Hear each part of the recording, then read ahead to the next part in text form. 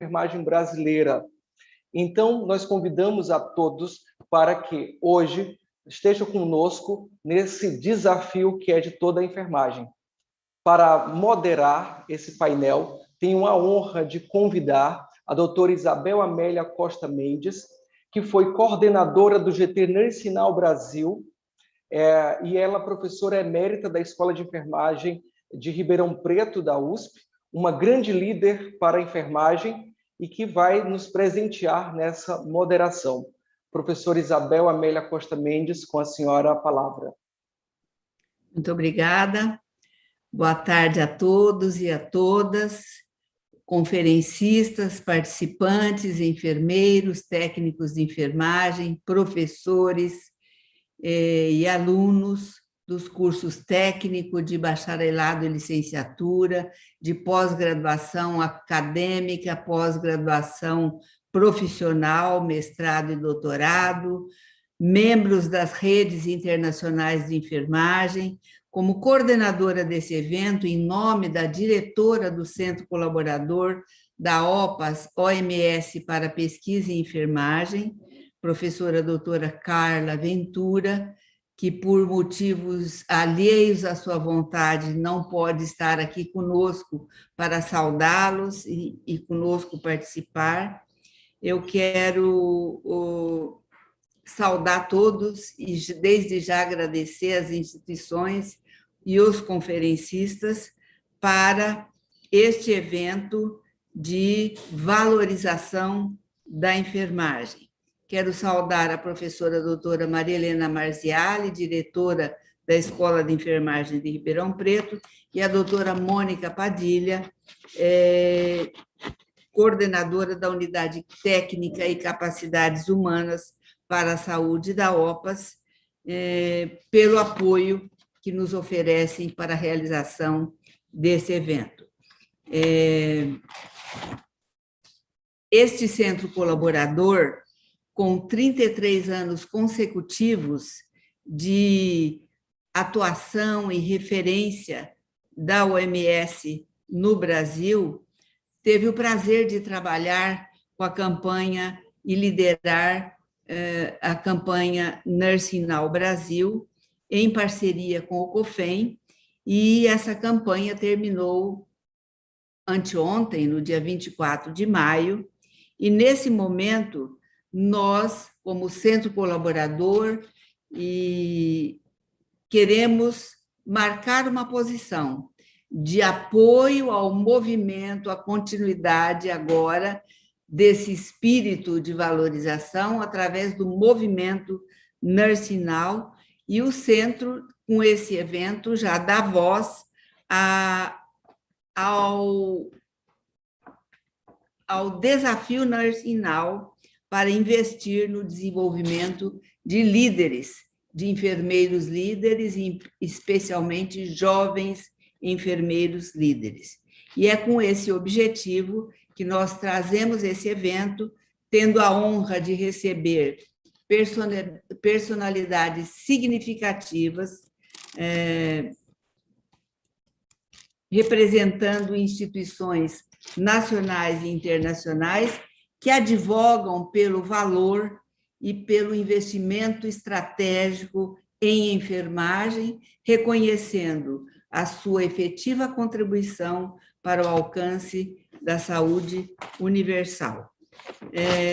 Deixamos de abrir o evento com uma sessão solene com as autoridades, como fazemos em eventos presenciais, principalmente porque, respeitando o horário de cada ilustre conferencista, que está cada um numa parte do globo, com um fuso horário diferente.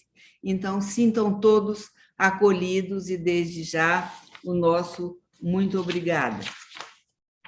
Eu vou apresentar cada palestrante, passamos o vídeo, em seguida ele responde a perguntas e fica com a liberdade de permanecer conosco ou sair da sala, porque sabemos que todos têm compromissos. O Dr. Jim Campbell será o nosso primeiro palestrante. Ele é diretor do Departamento da Força de Trabalho em Saúde da Organização Mundial da Saúde. Eu vou dizer aqui a síntese das atividades dele em inglês. He oversees the development of global public goods, evidence, and tools to inform investment in the education, development, and retention of the health and social sector workforce. This work aims to ensure that these investments match the pursuit of global health security, universal health coverage, and the sustainable development goals.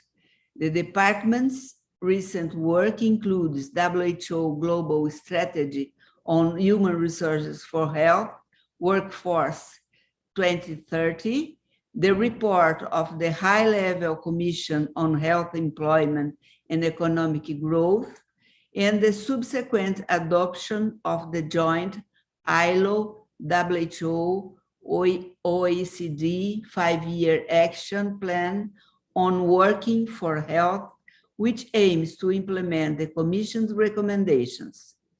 Dr. Campbell coordinates the Global Health Workforce Network, engaging member states and all relevant partners in WHO's work.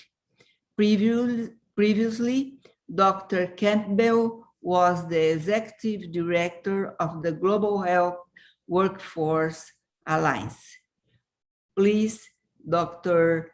Jim Campbell, you are welcome. Poderiam, por favor, passar o vídeo dele?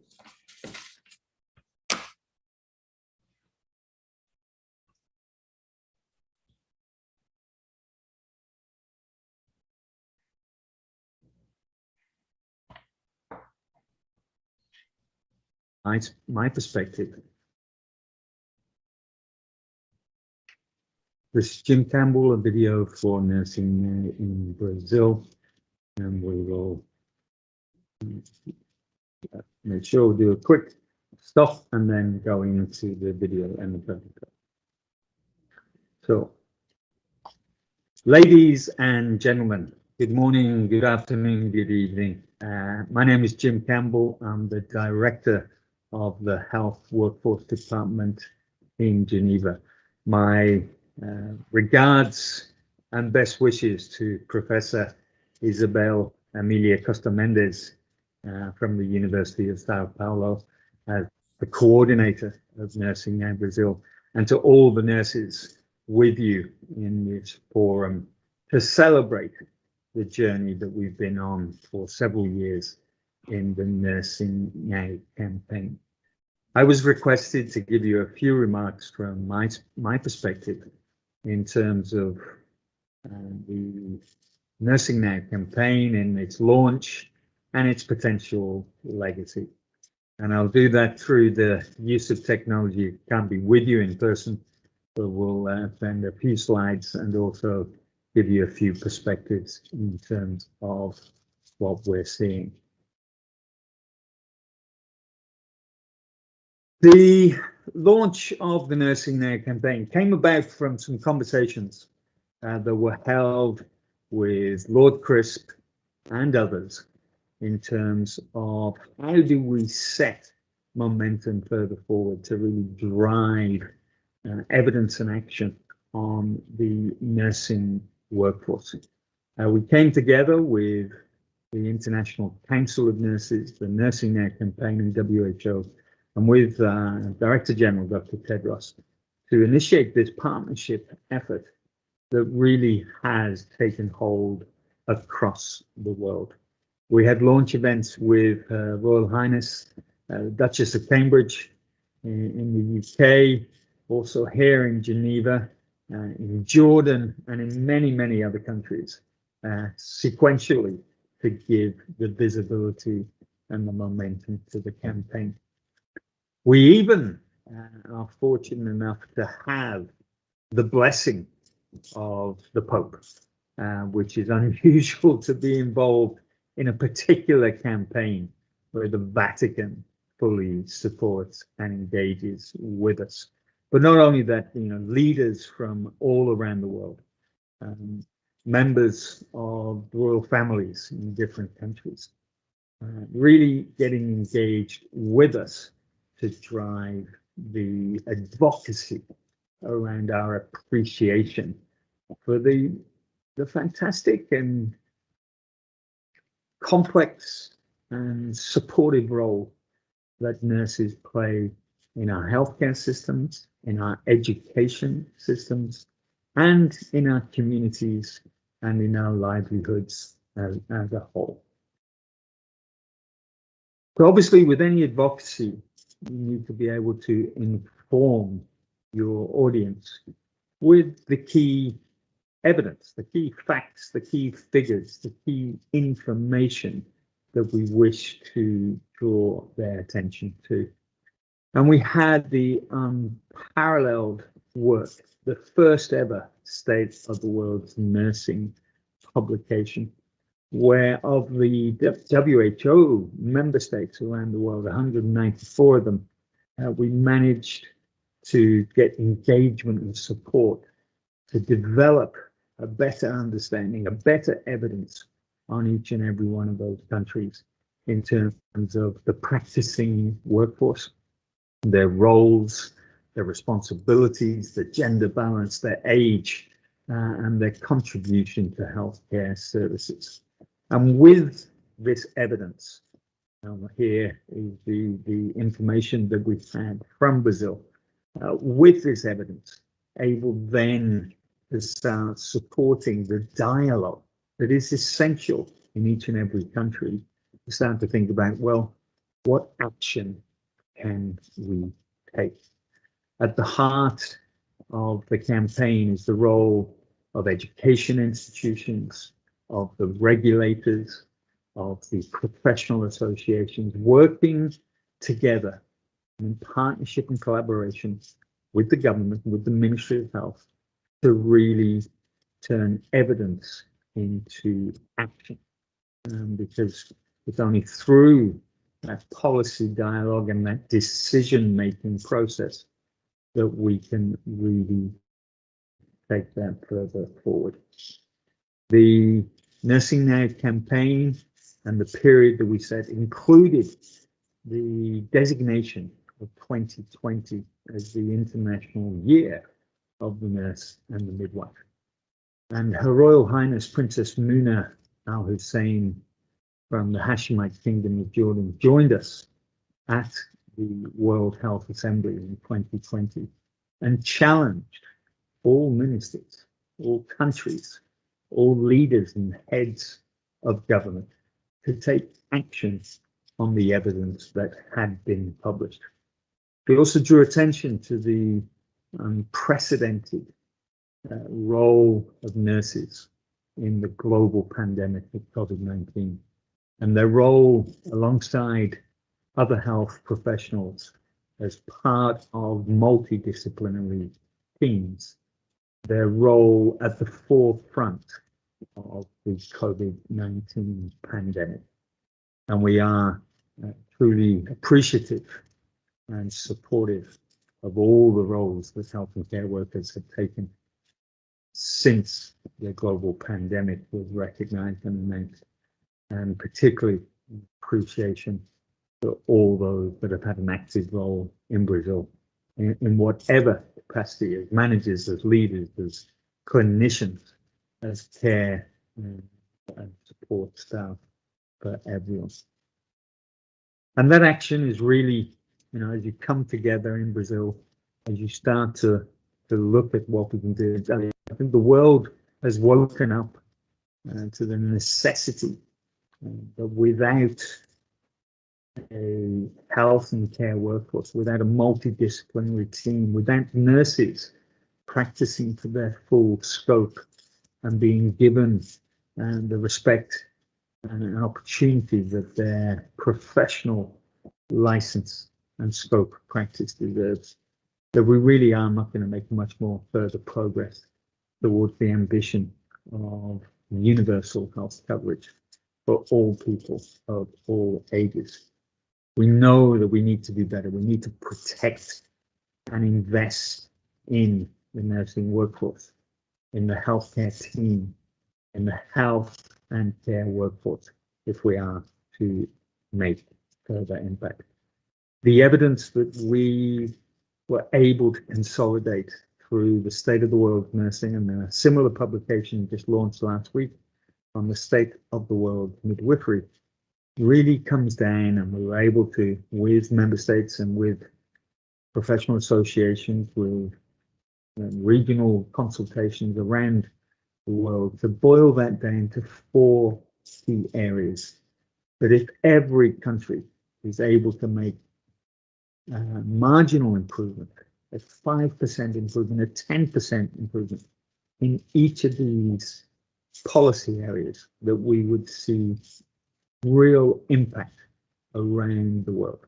We need to educate enough nurses and midwives to meet the needs of populations.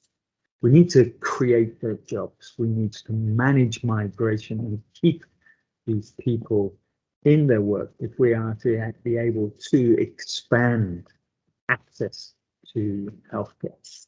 We need to recognize, support, and empower our nurses and midwives as clinical leaders, as academic leaders, as policy and decision makers in every healthcare system around the world. And we need to provide them and their peers and their colleagues and the teams in which they work the safe and supportive environment that is essential if we are to ensure that we have performance and productivity on each occasion that we engage with the communities that we serve. From the year of the nurse and the midwife, the world has designated 2021 as the year of the health and care worker. You get the opportunity to celebrate and to be recognized and respected for your contribution for 2 successive years. This has never been heard of previously in the 70 years plus history of the World Health Organization. It is a recognition of the unique circumstances that we're faced. In Brazil, we watch with appreciation at how nurses are already doing what the evidence tells us. You are already actively engaged as decision makers. You are getting involved in your national decision-making bodies, representatives in the political spheres to try and get government decision, governance and parliamentary commitment to take action. And because it's only from that evidence to action journey that we will make a difference.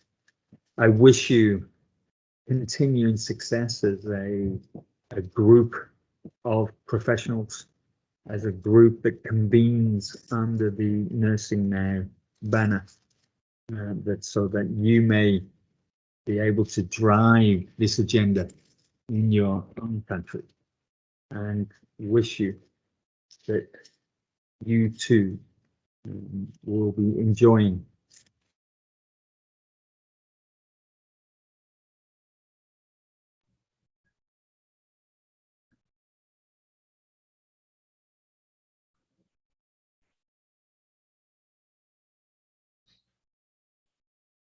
Dr. Jean, can you hear me? loud and clear. Okay.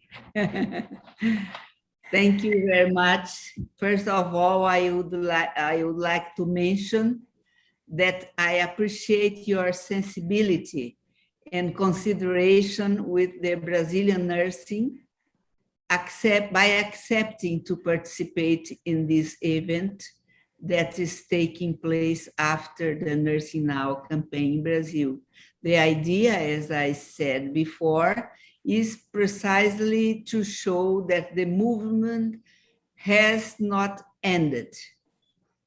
This is the Brazilian feeling, the Brazilian nurses' feeling. and it remains vivid through the expectation of the nursing workers in Brazil who joined the campaign and were enthusiastic with the support that Nursing Now has provided. Your respect and appreciation for nursing workers are always welcome, Dr. Jim. It does not surprise me, as I had the opportunity to experience for your leadership when revisiting the historical role nurse and midwifery have played within the WHO. That project was conceived and coordinated by Annette Mwansa, Technical Officer, Health Workforce Department, with your strong support and vision as director of that department. In that occasion, your support to their meeting and leading group was great, and I had the opportunity to know your vision about such an international organization like WHO and how you recognize nursing.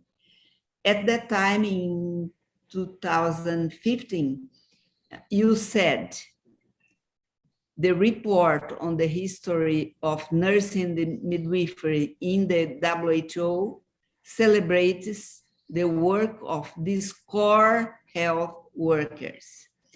Having this experience, it did not come as a surprise, your strong support to Nursing Now and the decision to declare 2020 the International Year of Nurses and Midwives.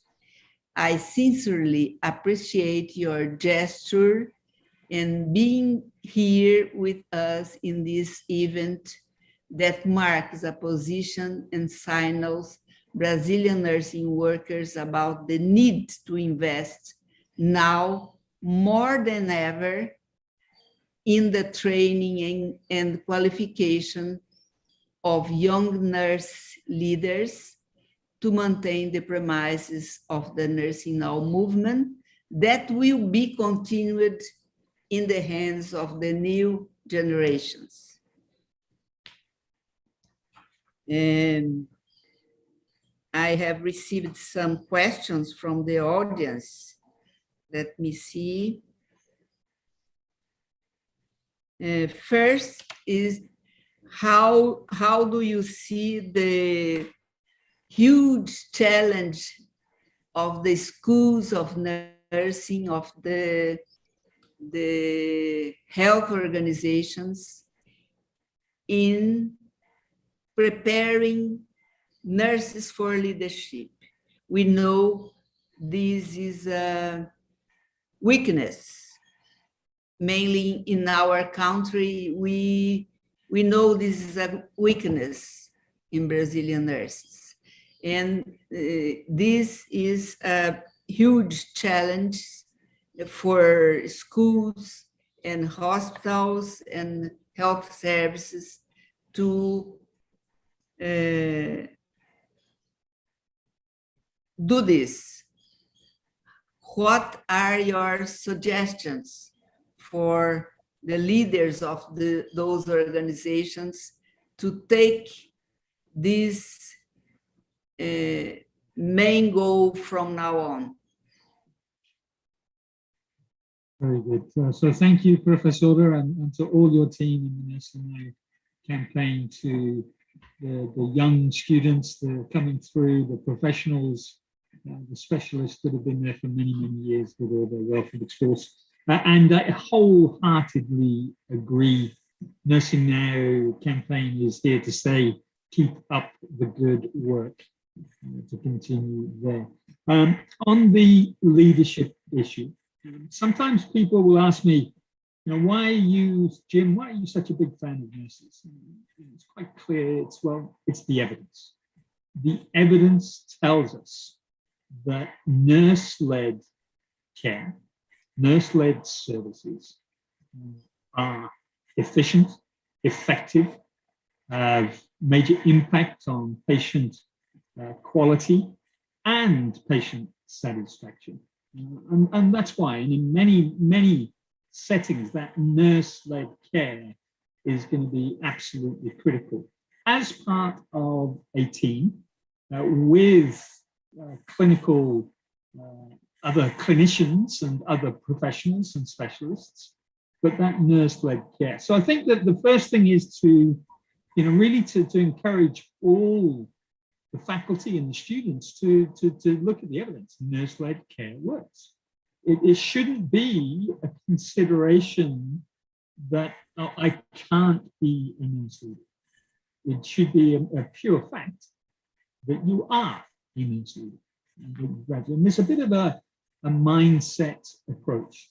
So that's the first thing, just to really convince the future practitioners that this is going to become the norm around the world. So take the ownership of it. Secondly, multidisciplinary teams and nurse-led care and services will provide opportunities, and we should look at the scope for interprofessional education and practice to enable that, so that you can then demonstrate by doing in those multi-professional teams. And thirdly, to all your young students, leadership is inherent. You can say that it's something within everybody. It is there, just waiting for an opportunity to become it. So take that, your lifelong learning approach, your personal commitment to lifelong learning and leadership development and clinical practice, as well as governance and education, academia. Take a commitment to that and really take the responsibility every year. Put your own milestones on the table. Publish every year. Write every year. And by doing and by practicing, it becomes habit. And that habit will make you a successful leader every year. Thank you, Dr. Jim. Many of the questions we are receiving are about what the best characteristics should have a nurse leader. And you have already answered that, having in mind that the lifelong learning approach, and in spite of the nurses adopt this attitude, this goal in her professional life, what suggestion do you give to the institutions so that they adopt this goal to form new professionals and offer other learning experiences after getting the diploma? Exactly. I think one of the first things I would encourage institutions to think about is that we are dealing with adults, not children. So really understand the approach to education of adults and pedagogy, not purely the pedagogy. So that we're not just transferring knowledge, but you transfer the competencies for somebody to be able to make decision making, able to be empathetic, able to adapt to challenges around them. It is not only the clinical competencies, but to really enable the life skills that are going to be essential for leadership. And institutions need to break out of that strict pedagogic approach and be much more in thinking forward to today's workforce. We want to ideally support them for 30, 35, 40 years if we can, to be part of an evolving approach. And so let's really treat them as adults from the immediate set through and treat them as equals in institutions. And that's a challenge because obviously the older we get, sometimes the more set in our ways we become. And institutions have a habit of being traditional, especially academic institutions. But yeah, so be, really change the thinking and the approach. Thank you so much, Dr. Jean.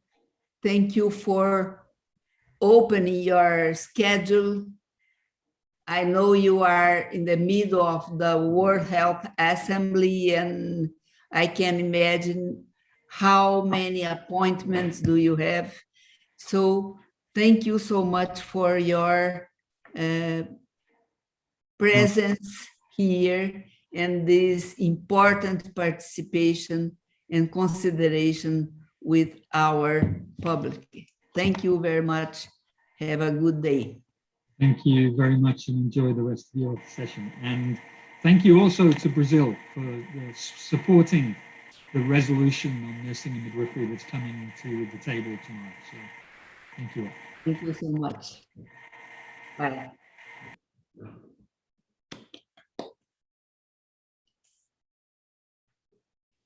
É para eu continuar, gente?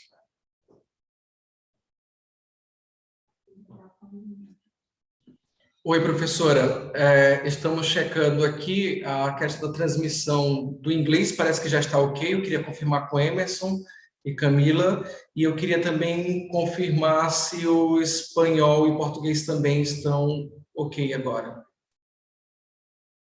De todo modo, se pelo menos o de inglês estiver confirmado, nós podemos continuar, né?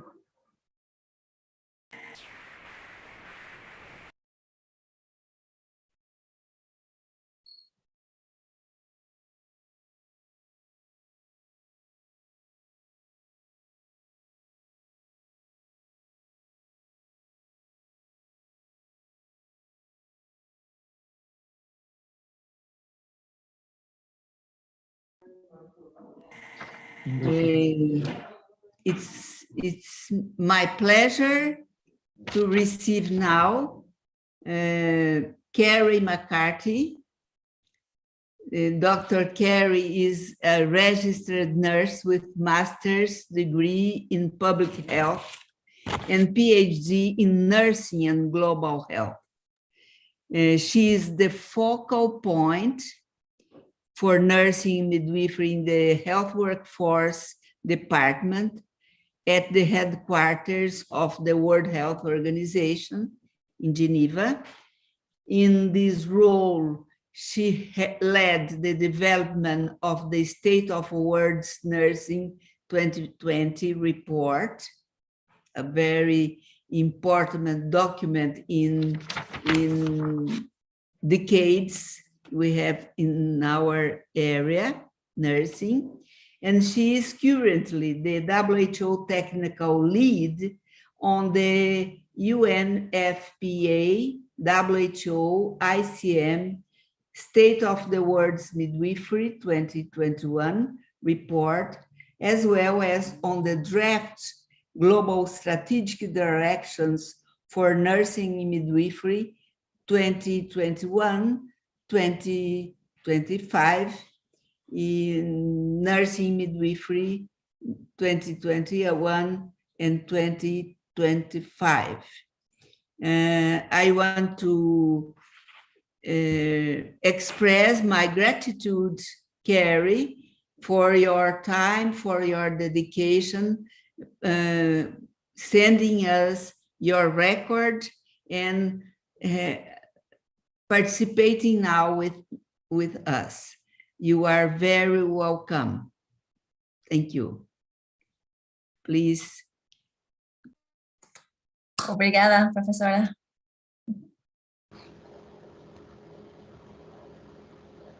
Hi, everyone. Excited to be with you today at the closing ceremony for Nursing Now Brazil. I'd like to especially thank Professora Costa Mendes, who invited me here to speak with you about the Global Strategic Directions for Nursing and Midwifery 2021-25. As I record this video, the draft Global Strategic Directions are being prepared for the 74th World Health Assembly, which will start next week. I hope by the time you watch this video, they have been endorsed by the 74th World Health Assembly, and they'll be available to you to start and to continue your work strengthening nursing and midwifery towards stronger primary healthcare systems and universal health coverage. I'm going to give you an overview of what those global strategic directions are, and then look forward to taking your questions and comments afterwards. I'm going to share my screen now, which just takes a few awkward moments while I get the slides up. And oh, sorry. Here we go. So by way of introduction, the Global Strategic Directions for Nursing Midwifery 2021-2025 were requested by the 73rd World Health Assembly to be submitted to the 74th for consideration. The strategic directions are something that WHO has been developing since 2002 with stakeholders and partners, but this is the first time they've been submitted to the World Health Assembly for consideration. So it's a big, exciting step for potential commitments to nursing midwifery by WHO member states. The purpose of the strategic directions is to help member states adopt and implement policies that will help ensure that they're maximizing the contributions of nurses and midwives towards primary health care delivery and universal health coverage. The way we went about developing this iteration of the strategic directions was by using the amazing evidence base that was generated by the Year of the Nurse and the Midwife, which is the State of the World's Nursing 2020 report and the State of the World's Midwifery 2021 report. And then we conducted a prioritization exercise of those policy options in those reports and prior State of the World's Midwifery reports with participants at the Government Chief Nursing Midwifery Officers Forum that WHO holds every 2 years in conjunction with the ICM Triad meeting, which was last June in 2020. We developed a draft from that evidence base and that prioritization exercise, and we distributed that globally. And then we had a series of 10 regional and global-based consultation sessions, as well as a period of open email feedback solicitation. We then revised the draft accordingly and prepared it for the review and input by WHO member states, which took place throughout most of March 2021. We then revised again, and we submitted this to the 74th World Health Assembly, where it would be considered and possibly adopted, which would be a really exciting step in what is now the year of the health and care worker. So we'd be excited to see what happens there. In summary, the version that the World Health Assembly will consider starting the 24th of May has 4 strategic directions in these areas of education, jobs, leadership, and service delivery. Under each strategic direction articulates a goal for the next 5 years at where we think all countries can be in terms of policies that support and enable nurses and midwives to maximally contribute to universal health coverage. Under each strategic direction are between 2 and 4 policy priorities that countries can implement as appropriate to strengthen nursing and midwifery. Under each policy priority, there's this explanation of that policy and some enabling actions in terms of steps you can take, as well as key stakeholders to engage, as well as key resources that have been produced by WHO and our partners. And there's also a monitoring and accountability framework built in, using existing mechanisms for data reporting and engaging with WHO by member states and partners. I'm going to go over each of those 4 areas and the policy priorities that comprise the Global Strategic Directions for Nursing Midwifery 2021-25. The first is education. We know there are big challenges with education of nurses and midwives, including all these different levels of nurses and midwives that are graduated even within the same country, that there's issues with maintaining the quality of that education, ensuring that those competencies that graduates have meet the population health needs, and ensuring that there's enough graduates to meet health needs. And we saw also that reporting on aspects of education that I've described are sometimes challenging for countries. So the strategic strategic direction in education is to make sure that the nursing midwifery graduates, the numbers match or surpass health system demand, and that those graduates have the right knowledge, competencies, and attitudes to meet national health priorities. So the policy priorities there are encouraging countries to align the levels and types of education of nurses and midwives with those optimized roles in both the health system as well as the education and academic sectors, to optimize the production of nurses and midwives so that the number of graduates meets or surpasses demand, to ensure the quality of education programs through mechanisms like accreditation, competency-based curricula, and relevance to population health needs, and ensuring that the faculty have the adequate education and resources and supports to develop that next generation of nurses and midwives. In terms of jobs or employment of nurses and midwives, the evidence from the State of the World's Nursing Report and the State of the World's Midwifery Report were very clear on the shortage of nurses and midwives, and that they are very inequitably distributed around the world. We know part of this is international migration and mobility, and we also know that recruitment and retention related to that is really difficult in a number of countries. And again, that data for adequate understanding of the nursing midwifery workforce and being able to manage and plan and forecast for the future remains a challenge. So the strategic direction in the jobs area is to increase the availability of nurses and midwives by creating those jobs, by recruiting and retaining nurses and midwives in those jobs, and ethically managing international migration and mobility.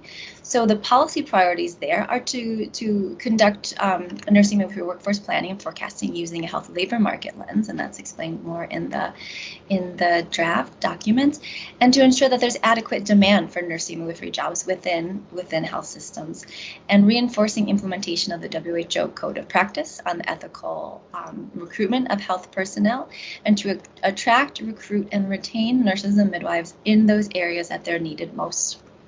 In terms of leadership, we know that there is definitely a gender bias in health leadership, which often means that nurses and midwives don't have a voice at the table. They don't have as much input into health policy decision-making and health services design. Some of that is because there's not a senior nurse or senior midwife in ministries of health or other senior government positions.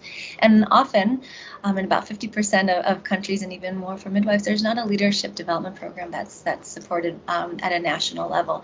So the strategic direction in leadership is to increase the number of senior nurses and midwifery leaders with a right authority in ministries of health and other places in government, and to continually develop and empower the next generation of nursing and midwifery leaders. So those are the two policy priorities essentially, building that senior nursing and midwifery leadership, and also developing the next generation through leadership skills development programs in countries. And in service delivery, there's really strong evidence that nursing care and midwifery care is extremely effective in a number of ways for the health of a variety of populations. So there's no question there. But often the scope of practice for nurses and midwives don't allow them to practice to the full extent of their education and training and competencies. And that's part of regulations that may be out of date, and other regulations such as requiring a licensure exam, renewal of licensure or registration, requiring continuing professional development for that renewal, and a few other aspects. So the strategic direction in this service delivery area is that nurses and midwives work to the full extent of their education and training, and they're doing so in safe and supportive service delivery environments. So the policy priorities there are strengthening regulatory systems, the regulatory infrastructure, and possibly even the capacity of regulators if that's warranted, and then adapting those workplace policies to ensure that nurses and midwives can maximally contribute within interdisciplinary teams in workplace settings that are safe, that are fair, that are free from bias or any other kind of discrimination or harassment, and that are supportive to the work of nurses and midwives. Those are the four areas. In terms of how we want to monitor implementation of the global strategic directions for nursing and midwifery, our conceptual framework is built around this theory of change that was the basis for both the State of the World's Nursing Report and the State of the World's Midwifery Report, and that begins with broad engagement of stakeholders, not just government ministries, but a number of other different ministries within country, and then stakeholders like associations, regulators, employers, international financing institutions, and other development partners, and have a good, strong, robust evidence base of data, and that's nationally owned data that is shared, and that can be used as the basis for policy dialogue, because that data itself, the analysis, like a health labor market analysis, can provide these findings that are important to engage stakeholders around and dialogue about how to address key priorities, how to address key issues and challenges.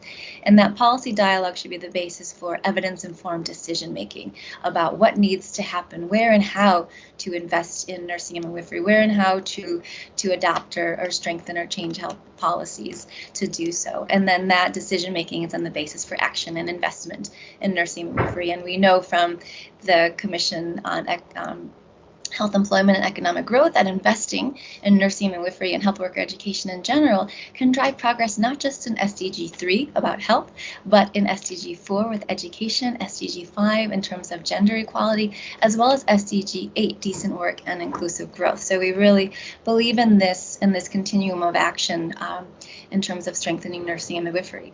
And while that policy action is ultimately important, we believe those steps along the way are also important. So reporting on the global strategic directions wants to take into account those other steps. So in terms of data, there are globally standardized indicators for each policy priority in the strategic direction. So countries can report on those indicators the same way they reported for the State of the World's Nursing Report and the State of the World's Midwifery Report, and that's done on an annual process by a government-appointed focal point. So that's a way to make progress on that data element of each policy priority. The dialogue with strong data, then the next step would be to hold that and organize that policy dialogue. WHO has created a number of policy dialogue toolkits in a variety of languages to support governments, chief nursing midwifery officers, other stakeholders in holding that intersectoral policy dialogue. And then the decision making. Hopefully the outcome of that policy dialogue will be some decisions on where and how to strengthen nursing and midwifery. And we'd like to hear reporting on the dialogue and decision-making steps every 2 years at the WHO Global Forum for Government Chief Nursing and Midwifery Officers, which is held in conjunction with the WHO ICN-ICM triad meeting every 2 years. So we will ask country and country teams at that meeting, those meetings, to report to us on the status of the dialogue and decision-making steps as well. Obviously, the policy action will have the most impact, so we'll be tracking that as well through the same mechanisms.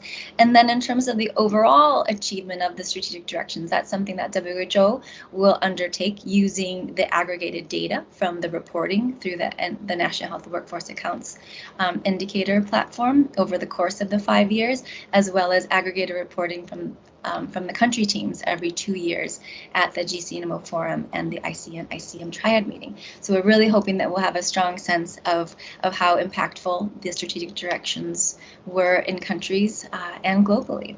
So I'm looking forward to hear what you think in terms of the draft strategic directions, and looking forward to taking your questions. Obrigada. I'm going to stop sharing, which also takes an awkward moment. Thank you so much, Carrie, for this presentation, very good presentation. And we have 2 questions for now. The first one, how do you see the evolution and the importance of a global strategic direction for nursing and midwifery since the first global strategic direction in 2002? Thank you, Professora. Great question. It's been great that WHO has been able to be engaged with member states and develop these strategic directions that will help countries make sure nurses and midwives are contributing to their full extent since 2002. And the strategic directions are one of a number of ways that WHO and their member states have been focusing on those contributions of nurses and midwives. You mentioned the history book that you collaborated on with Jim of the history of 70 years of nursing and midwifery activities from WHO. So for the strategic directions, this will be, I think, the the fourth iteration, and this one, like other ones, is key because it came as a large milestone from the Year of the Nurse and the Midwife, and that includes the contributions of the Nursing Now campaign globally and in countries like Brazil, where there was such mobilization around the campaign, and that contributed to the data and the State of the World's Nursing report that we use for the strategic directions. So we really feel like this iteration has a really strong basis on the data and the findings, and these are the policy priorities that are the highest level for countries. And we think these policies, there's 12 of them, are ones that all countries can achieve in the next 5 years. I think key for having progress on these strategic directions is that countries contextualize them to their own context. So, for example, in Brazil, looking at those 12 policies and seeing some of them may already be well in place and something that are not the key focus, for example, but others might be ones that you're still working on the data or the dialogue piece or that sort of thing. So I think all countries have to kind of do take the pulse, kind of where they are with these strategic directions if they are endorsed, and focus on the ones that are the most relevant within your country. And we want to be sure that we can understand where countries are at, how to support them, and have a sense of the effectiveness of these strategic directions. The last iteration, 2016-2020, we were able to do that through the Government Chief Nursing Midwifery Officers Forum, in which we asked all the participating government chief nurses to tell us how implementation of the 2016 to 2020 version was going. And we saw that a lot of countries had started those policy options, and not a lot had necessarily completed them. So we plan on leveraging these opportunities to meet with government chief nurses and other key stakeholders to get a sense of where countries are with implementation and where they would like support, so that we can ensure that by 2025, we've made the most progress in terms of moving the needle on these key priorities. So thanks. Thank you, Carrie. Another question. How will be the process of monitoring the global strategic directions in the Americas? What would be the role of the Nursing Now movement for the dissemination and implementation of the global strategic directions?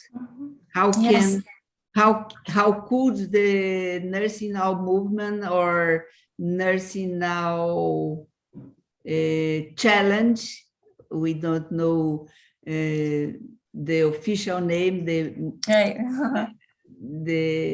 movement will adopt, but how could this group collaborate and be engaged in this development? Great question. And we have so many ideas about this. I think something that is great about the strategic directions is that it uses the same reporting platform and many of the same indicators as for the State of the World's Nursing report. And that means the engagement of partners is very similar to the State of the World's Nursing report. And Nursing Now was one of 3 main partners with WHO, 2 other partners with WHO in the State of the World's Nursing report. And what Nursing Now was amazing at doing was increasing awareness about the report and about bringing stakeholders together, encouragement for reporting. Just really help drive that process for making the State of the World's Nursing report possible. And that's the same way that Nursing Now stakeholders, other educators, regulators, and others, associations, obviously, employers even, can be involved in understanding what are the ways that the SDNM, strategic directions for nursing and midwifery, are being implemented and monitored, and that is through those NHWA indicators. And the first thing is to get together and share that data so that the chief nurse or someone in that position who's reporting on these indicators has robust information.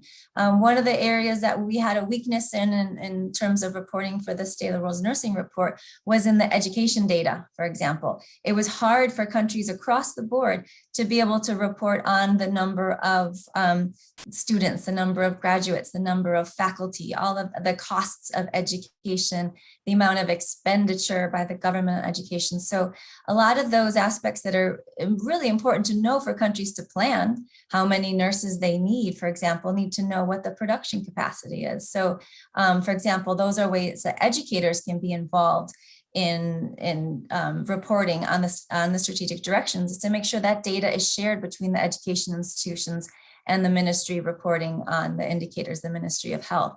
And the same way for the associations reporting on the working condition policy priorities. And the Nursing Now groups have a key role in all of those areas, because Nursing Now groups are from everywhere. They're nursing leaders and nursing activists from across all sectors. So the engagement is something that will be key, I think, to getting first the data. And then once that data is there, to hold the policy dialogue. And Nursing Now has also been really supportive of efforts to hold policy dialogue using the State of the World's Nursing evidence on focusing on those priorities that the data shows. So I think there's a lot of ways that nurses across all sectors can be involved, and we'll need that involvement in order to have, one, progress, and two, reporting, so we can see that progress.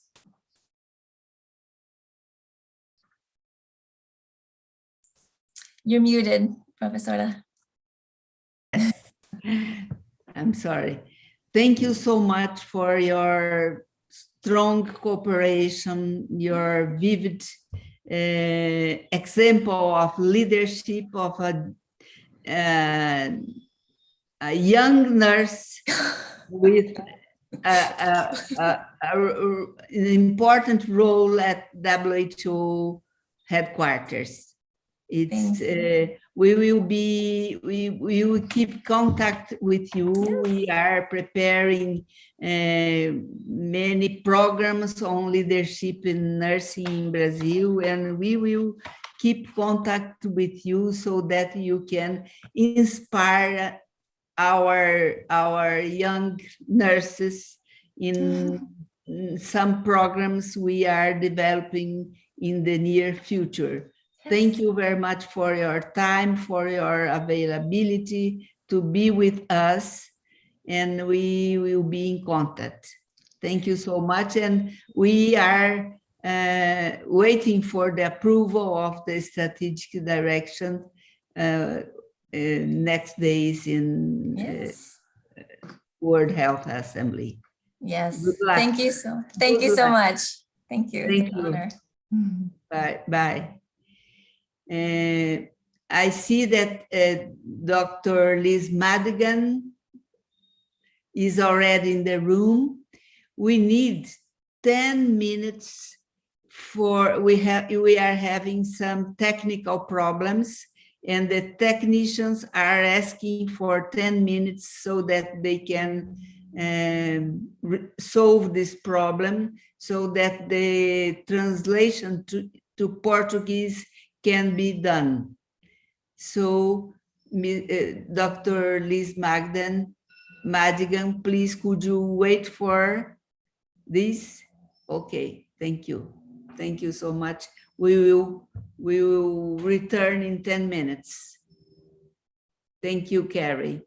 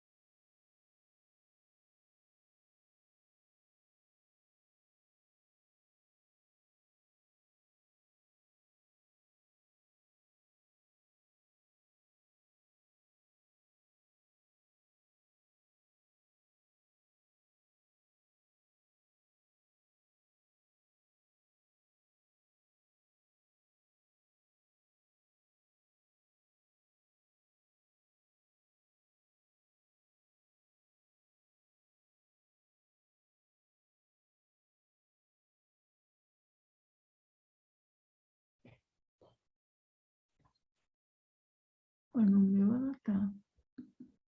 No da Ju, ela tá. Aqui. Tá aqui. Tá.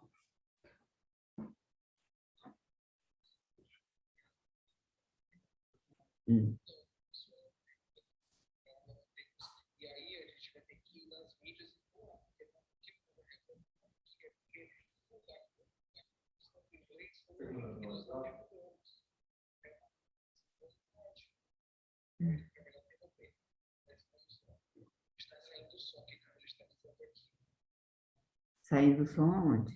Eu estou com o meu microfone fechado. Não, aberto.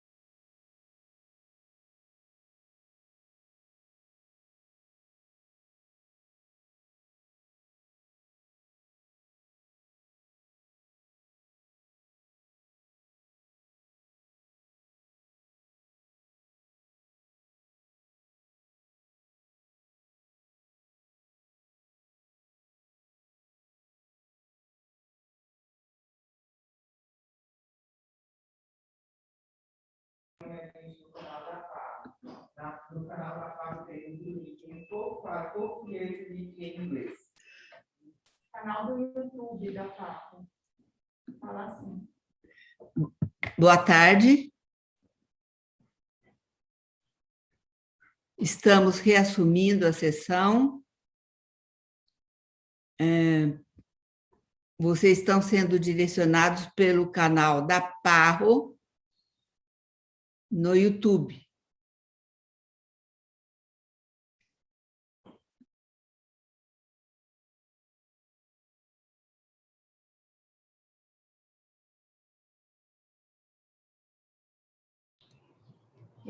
Isabel. Apresentaremos agora o Lord Nigel Crisp. Lord Nigel Crisp is an independent crossbench member of the House of Lords, where he co-chairs the all-party parliamentary group on global health. He co-chairs Nursing Now, the global Campanha Nursing. He is chief executive of NIHS in England from 2000 to 2006. He now works and writes extensively on global health with a focus on Africa. His main current interests are global health partnerships, health creation, and nursing.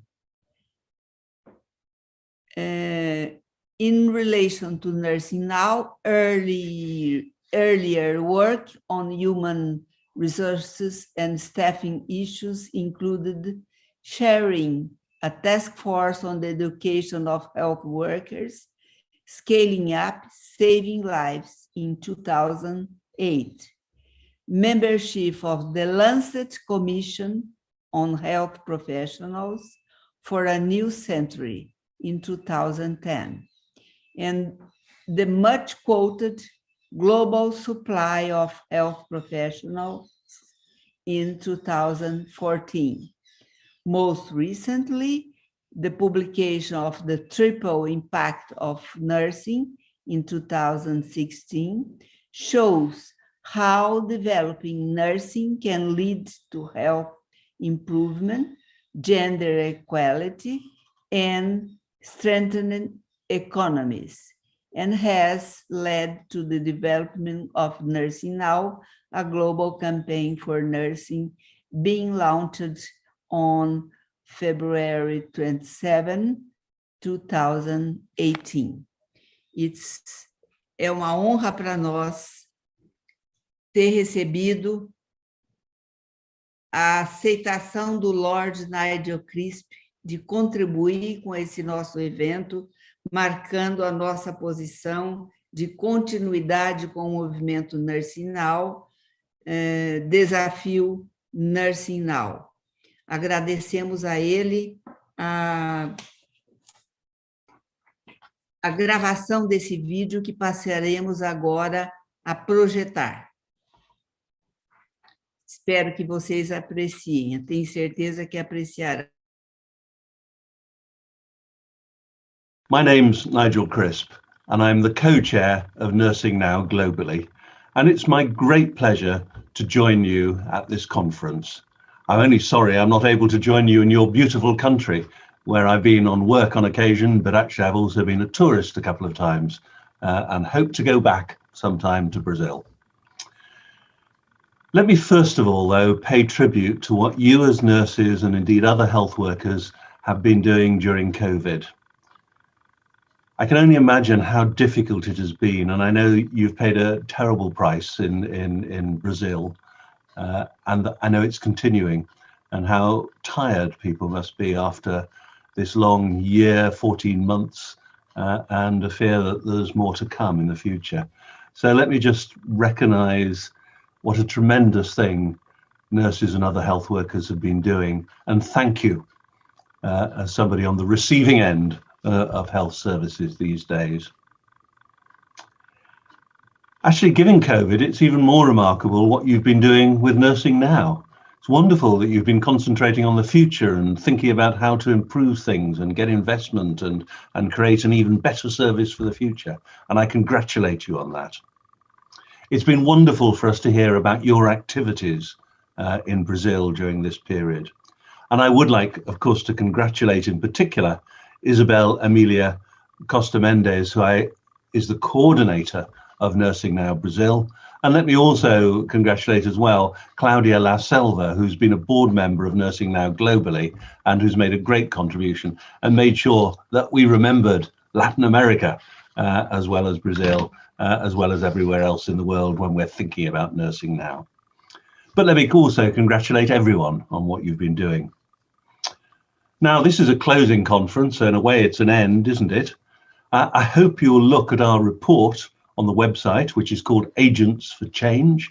It's a report, not an evaluation because that's too early, but a report of some of the things that have happened during the Great Nursing Now campaign from 2018 onwards. I'll come back to that title, Agents for Change. What's very obvious is that we've created a platform, haven't we, between us for so many nurses in countries, but actually also globally to come together, to bring ideas together, to be energized, to create some momentum for change.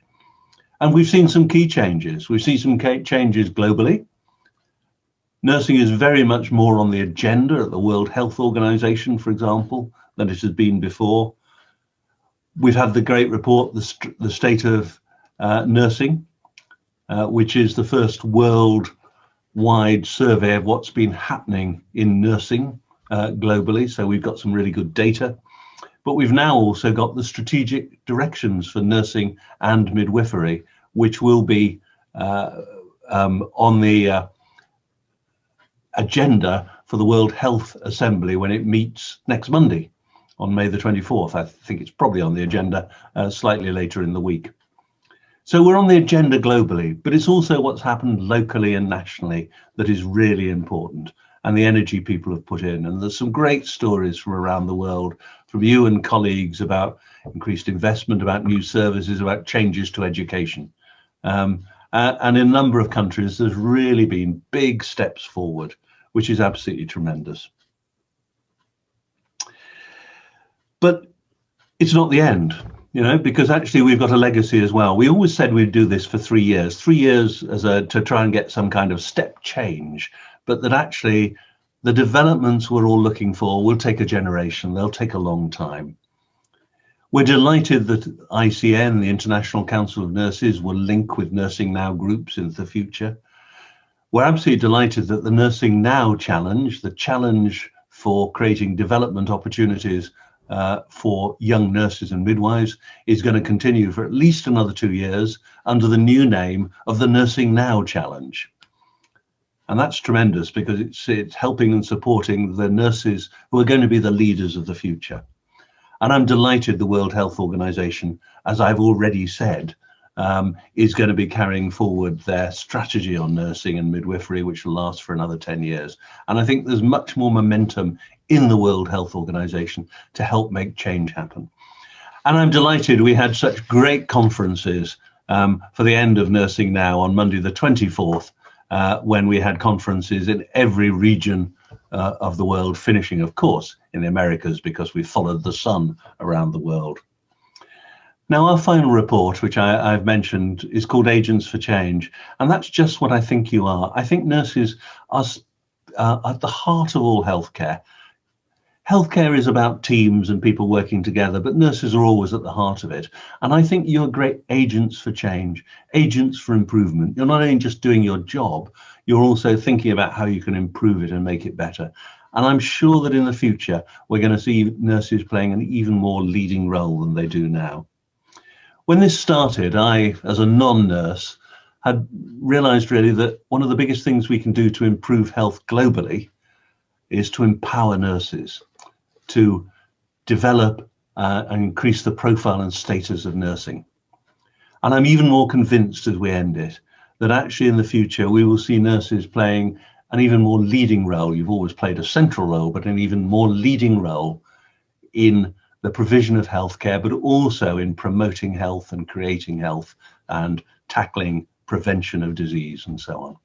So it's on that very positive note that I leave you and think that, you know, this is continuing, and I'd love to come back and talk to you in 5 or 10 years' time when we can look back and see how much has changed, because I'm convinced that so much will be changing over the next few years as you as nurses have gaining your voice and creating change as agents of change everywhere. So let me finish by thanking you once again, thanking you for everything you've done, congratulating you on everything you've done, and hoping that you'll have a great conference this year, and no doubt many great meetings in the future when you'll all be able to meet each other in person rather than over these virtual arrangements. Thank you very much.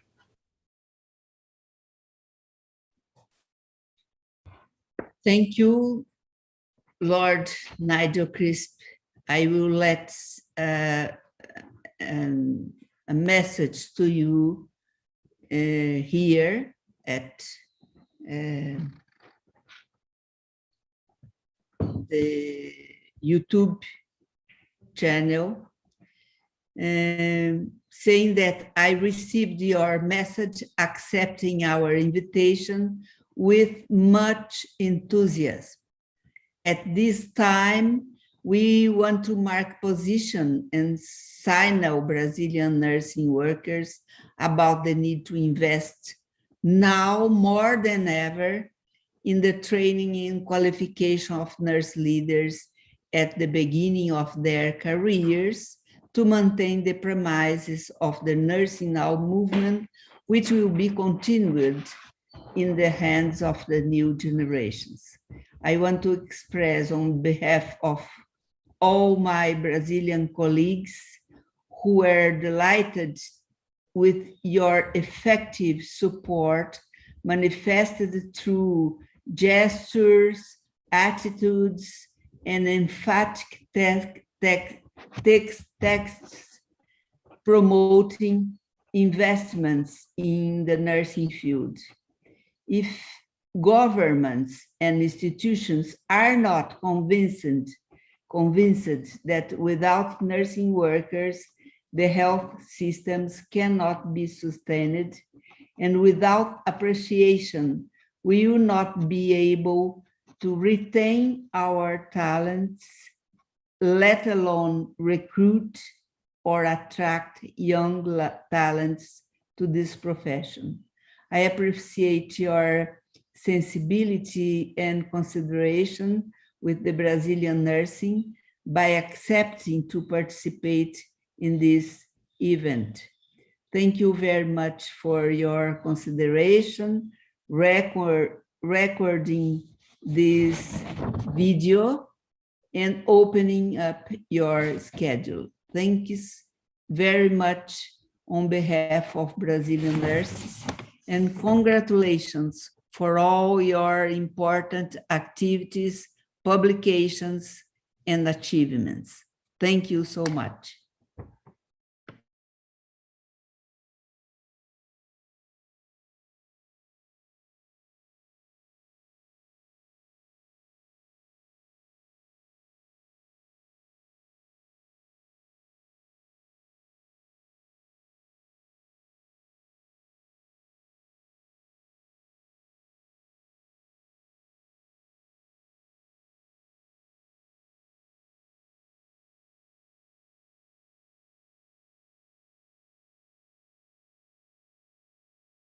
We have now the pleasure to present Dr. Judy Caniola, Chair of the University of Global Health Equity, Center for Nursing and Midwifery based in Kigali, Rwanda. Judy is a registered community health nurse, midwife, and recognized nursing leader in Africa with over 25 years experience in clinical nursing and educational programs. She has a Bachelor of Science degree in nursing from the University of Eastern Africa, Baraton, and a master's degree in advanced healthcare practice for the University of Manchester in the UK. Judy is currently the Africa representative for Nursing Now, the global campaign to raise the status and profile of nurses and midwives worldwide. Judy is the 2019 recipient of the Association of Nurses in AIDS Care Global HIV Award. It's a pleasure, Judy, to have you here with us.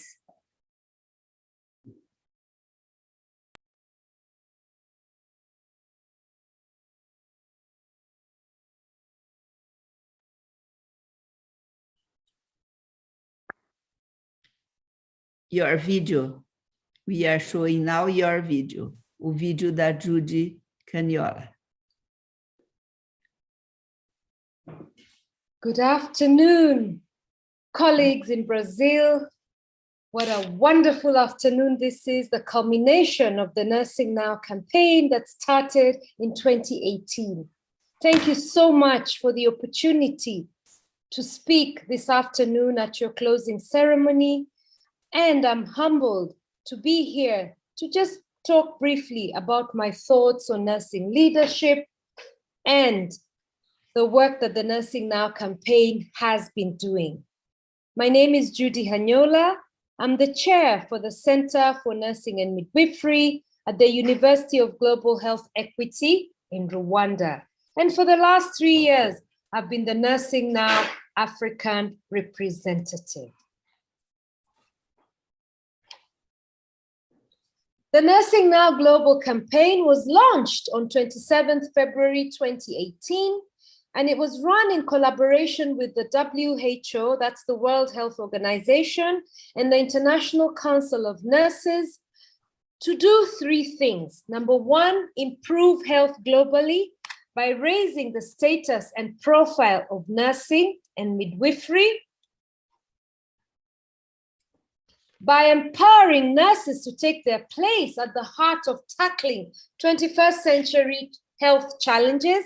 And I think when they did this, they didn't even know that COVID-19 is going to come in 2020. But this has just shown us how important nurses are at the heart of tackling 21st century health challenges, such as the one we are facing now through the COVID-19 pandemic. And thirdly, to improve perceptions of nurses, enhance their influence, and maximize their contributions to ensuring that everyone everywhere has access to health and healthcare. The main advocacy of the Nursing Now Global campaign was that nurses are a key part of the solution to today's health challenges if properly deployed, valued, and included in health decision-making. And it involved citizens, the nursing community, and political leaders in the campaign.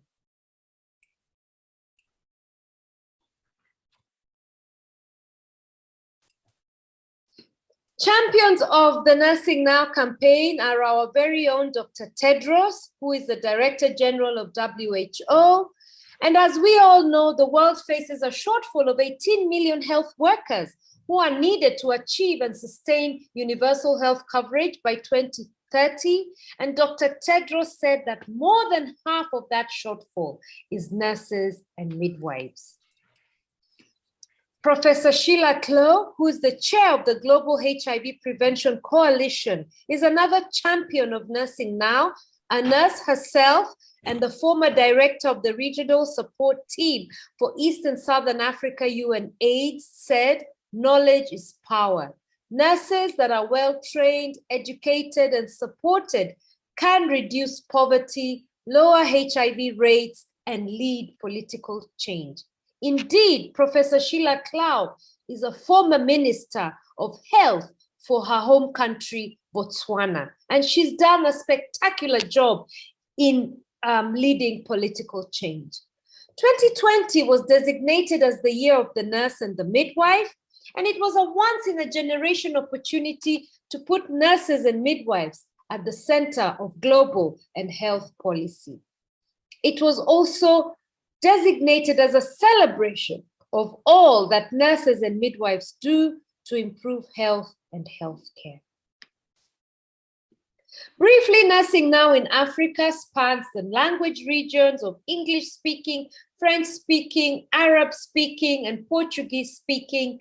It spans the physical regions from north to south, east and west, and the islands that surround the continental mass.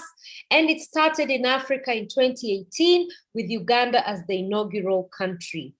Africa's Nursing Now groups were national, and they encompassed the welfare arm, the policy arm, the education arm, and the regulatory arm, the Quad, as well as all key people required there. Let's talk a little bit about the importance of nursing leadership and the lessons that we can learn from COVID-19. The COVID-19 pandemic has demonstrated very clearly, and I think this is so, I almost want to say it was like a blessing in disguise, that nurses at every level and across all settings are positioned to lead. Nurses can lead teams. I lead teams. I am a team leader. Nurses promote community health, and I have worked in communities in rural areas, in hard to reach areas, in remote areas. I have worked in communities in urban areas, in the slums, and I know that all of you know that nurses do promote community health. Nurses advocate for systems change, they advocate for health policy, and nurses advance efforts to achieve health equity.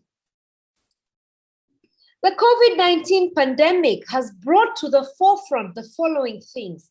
Number one, and this struck me last year, as you know, we started battling COVID at the beginning of last year, around March. The first thing it showed me is that we are all the same.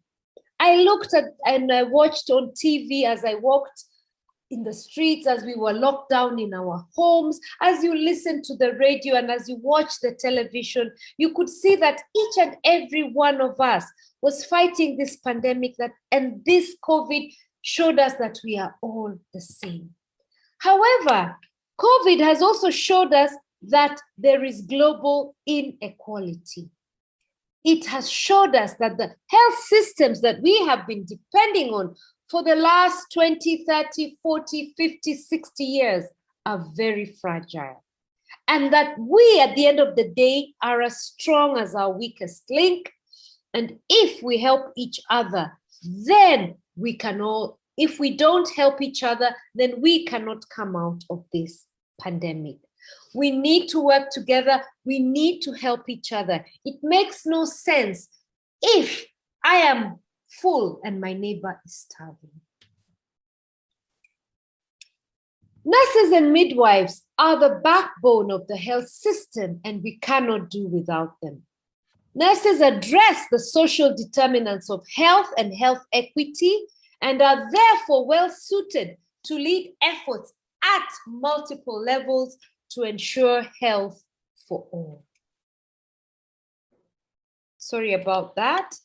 I want to end by just reading a brief quotation from Chimamanda Ngozi Adichie. Maybe some of you know her. She's a Nigerian author. And she said, minister to the world in a way that can change it. Minister radically in a real, active, practical, and get your hands dirty way. Nurses do this every day, and if given the chance to lead, will bring about health to not only individuals and families, but to the whole earth.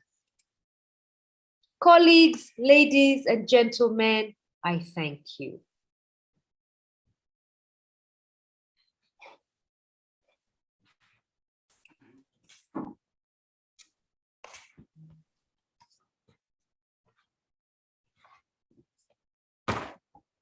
Das perguntas que você deixou para ela.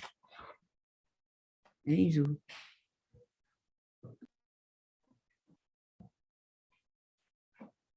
Thank you so much, Judy, for this very instigating presentation.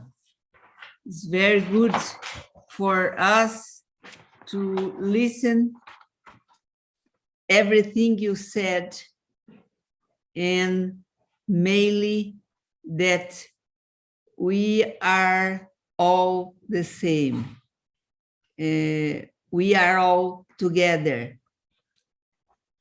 Congratulations for the positions you have, for the leadership you play and represent in your country and in Africa, and at the board of Nursing Now campaign.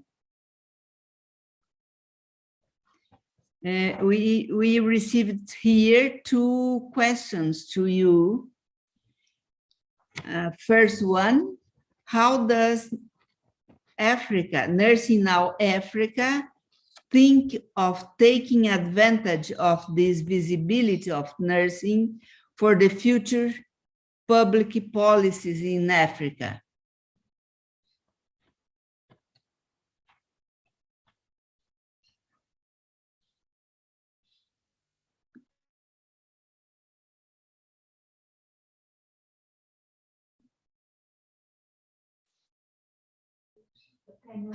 Hi, Judy, can you hear me?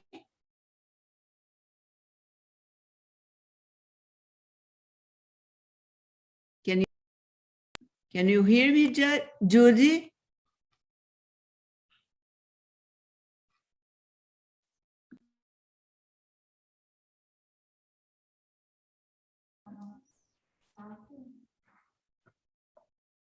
Judy, we received 2 questions to you. The first one, if you can hear me.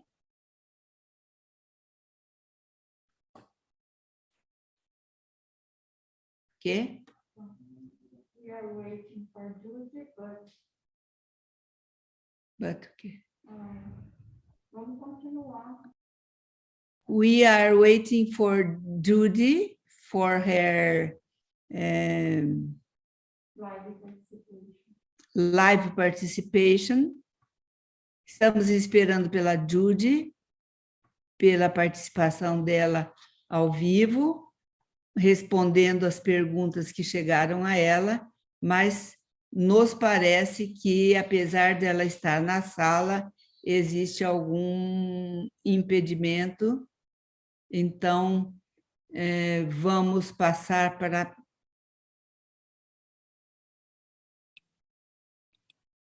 a doutora Elizabeth Madigan. Pronto, Judy. Judy is now with us. Judy, are you hearing me? I can hear you very well. Can you hear me and can you see me? Thank you so much for your very good presentation, exciting, and congratulations for the positions you have at the board, Nursing Now board, executive, and for your leadership in Africa. The first question for you is this: how does Nursing Now Africa think of taking advantage of this visibility of nursing for the future public policies in Africa? Thank you very much. That's a very good question. I think just like Brazil, in Africa, nurses have been relegated many times to lower positions and not to positions where decisions are made. Yes. So with the Nursing Now campaign in the last 3 years, like I mentioned in my presentation, many of the African countries formed Nursing Now groups and became quite formidable force in terms of agitating and advocating for change. One of the things that we did in 2020 when COVID broke out is that we lobbied to have many of the countries formed, they were calling them COVID task force or COVID advisory committee or something like that. And many of those committees, when they were put together, did not have nurses. Often these are done by men and they often don't include nursing and nurses, or sometimes mainly they are politicians or other people who don't really have an eye in health. So that's one of the things that we did, is that we lobbied to have nurses within these decision-making tables around COVID. So one of the things we did, I know we did this in Kenya and we did this in Uganda and we did this in Malawi, we lobbied for PPE, personal protective equipment, for nurses at the front lines. The other thing also that we did, for example, in Kenya, we were involved in the decisions around COVID-19 for the country. Because number one, I think just like in Brazil, nurses are the largest health workforce. In Africa, in fact, we are more, the global number is around 50%, but in Africa, it's actually more, maybe 70 to 80% of the workforce. And we said that we are the ones on the front lines, we are the ones looking after the sick people, we are the ones receiving patients who are coming, who are frightened, who are scared, who don't understand what's going on, and who are so many challenges.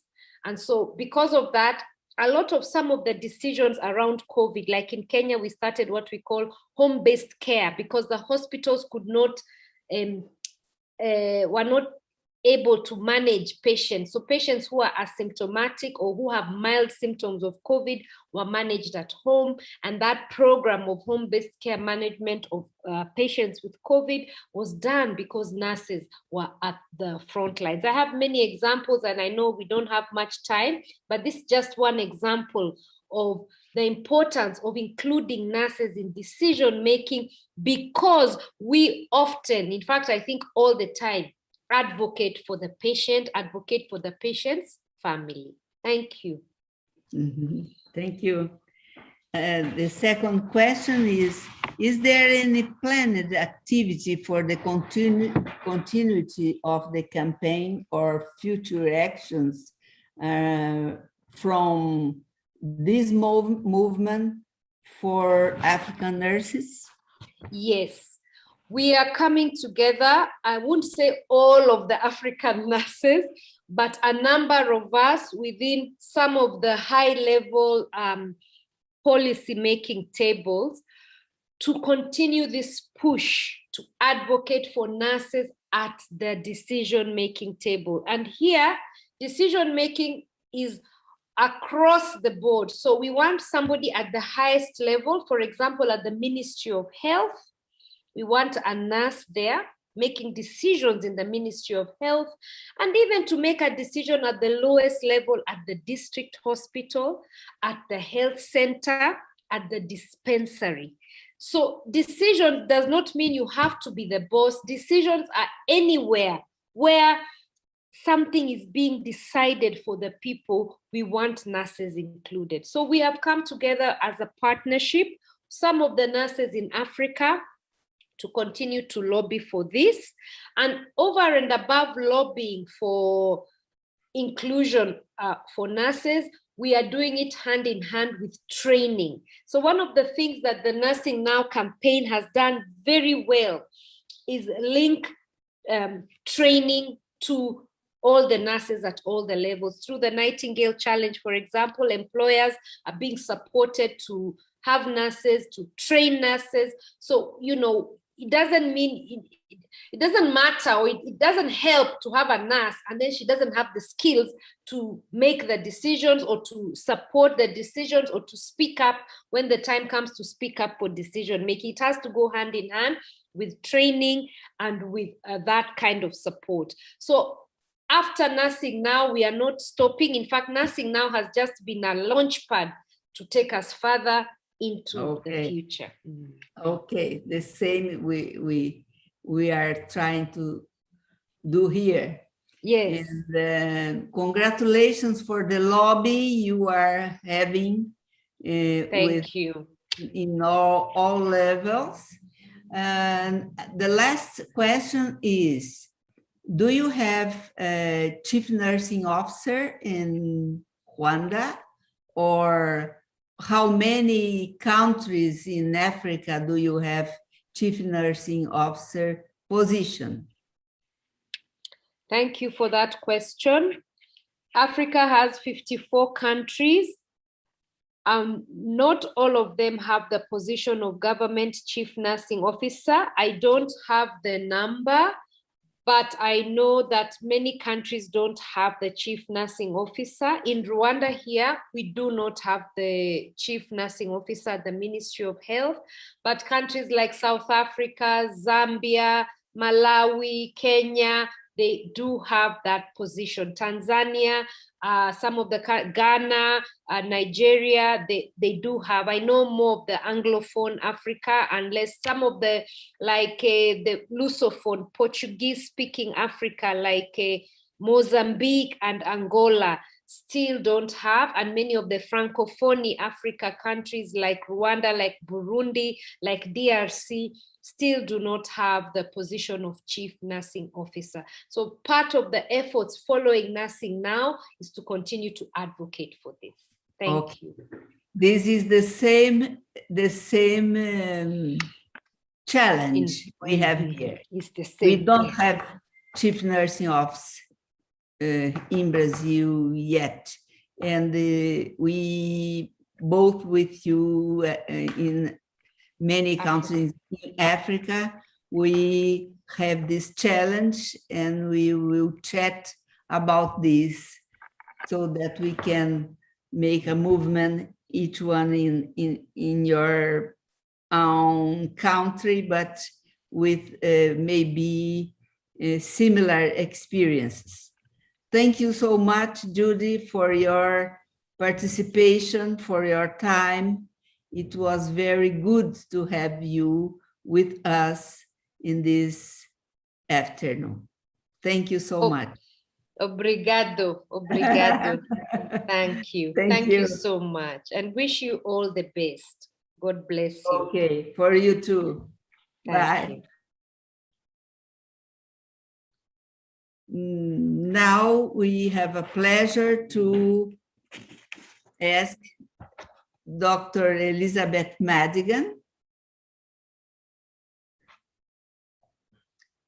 Elizabeth Madigan, PhD, is a nurse, is Chief Executive Officer of Sigma Theta Tau International Honor Society of Nursing. She assumed the position in November 2017, following a 21-year period as a tenured professor at the Francis Payne Bolton School of Nursing, Case Western University, Reserve University, Cleveland, Ohio. Her clinical background and her program of research focused on home health care. She has been funded by the National Institutes of Health and private foundations for her research. She's widely published in the area. During her time at Case Western, she led the global health initiatives for the School of Nursing and has provided consultation in multiple countries for home care and aging care in the community. She is a graduate of Wright State University, Dayton, Ohio, the Ohio State University, and Case Western Reserve, a fellow in the American Academy of Nursing and proud member of Sigma Theta Tau. Since assuming the position of Chief Executive Officer, she had led initiatives in strengthening the scholarship offerings from Sigma, raised funds for new research grants in conjunction with partner organizations, and obtained funding to support nursing students in accelerated baccalaureate and Doctor of Nursing practice programs. Sigma continues to work with universities around the world to develop chapters with recent changes to simplify the chapter development process. The two scholarly journals, Journal of Nursing Scholarship and World Views on Evidence-Based Nursing, are ranked in the top 10 in impact factor among all nursing journals worldwide. The online continuing nursing education and continuing professional development program offers more than 100 contact hours of programming for Sigma members. It's a very special time to have the honor to bring Dr. Liz Madigan with us, that will talk with us first by video and then asking questions, answering questions, and commenting other issues she wants after the video presentation. Please. Hello to my friends in Brazil. It is so nice to be with you today to celebrate Nursing Now Brazil. I'd like to give you a couple opening remarks and then go into some other things on leadership, and I'm looking forward to the questions and answers at the end.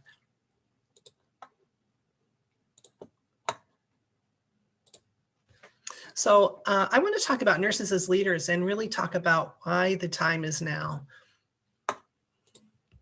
First of all, I want to congratulate you, Nursing Now Brazil, with all the activities that you've been able to accomplish in the middle of the pandemic. I think that's notable, and I think it really speaks very well to all the contributions that nurses from Brazil make around the world. We're so happy to have relationships with Sigma, with our chapter there. And I really want to also point out to you the Nursing Now report that has just been released in the past couple of weeks.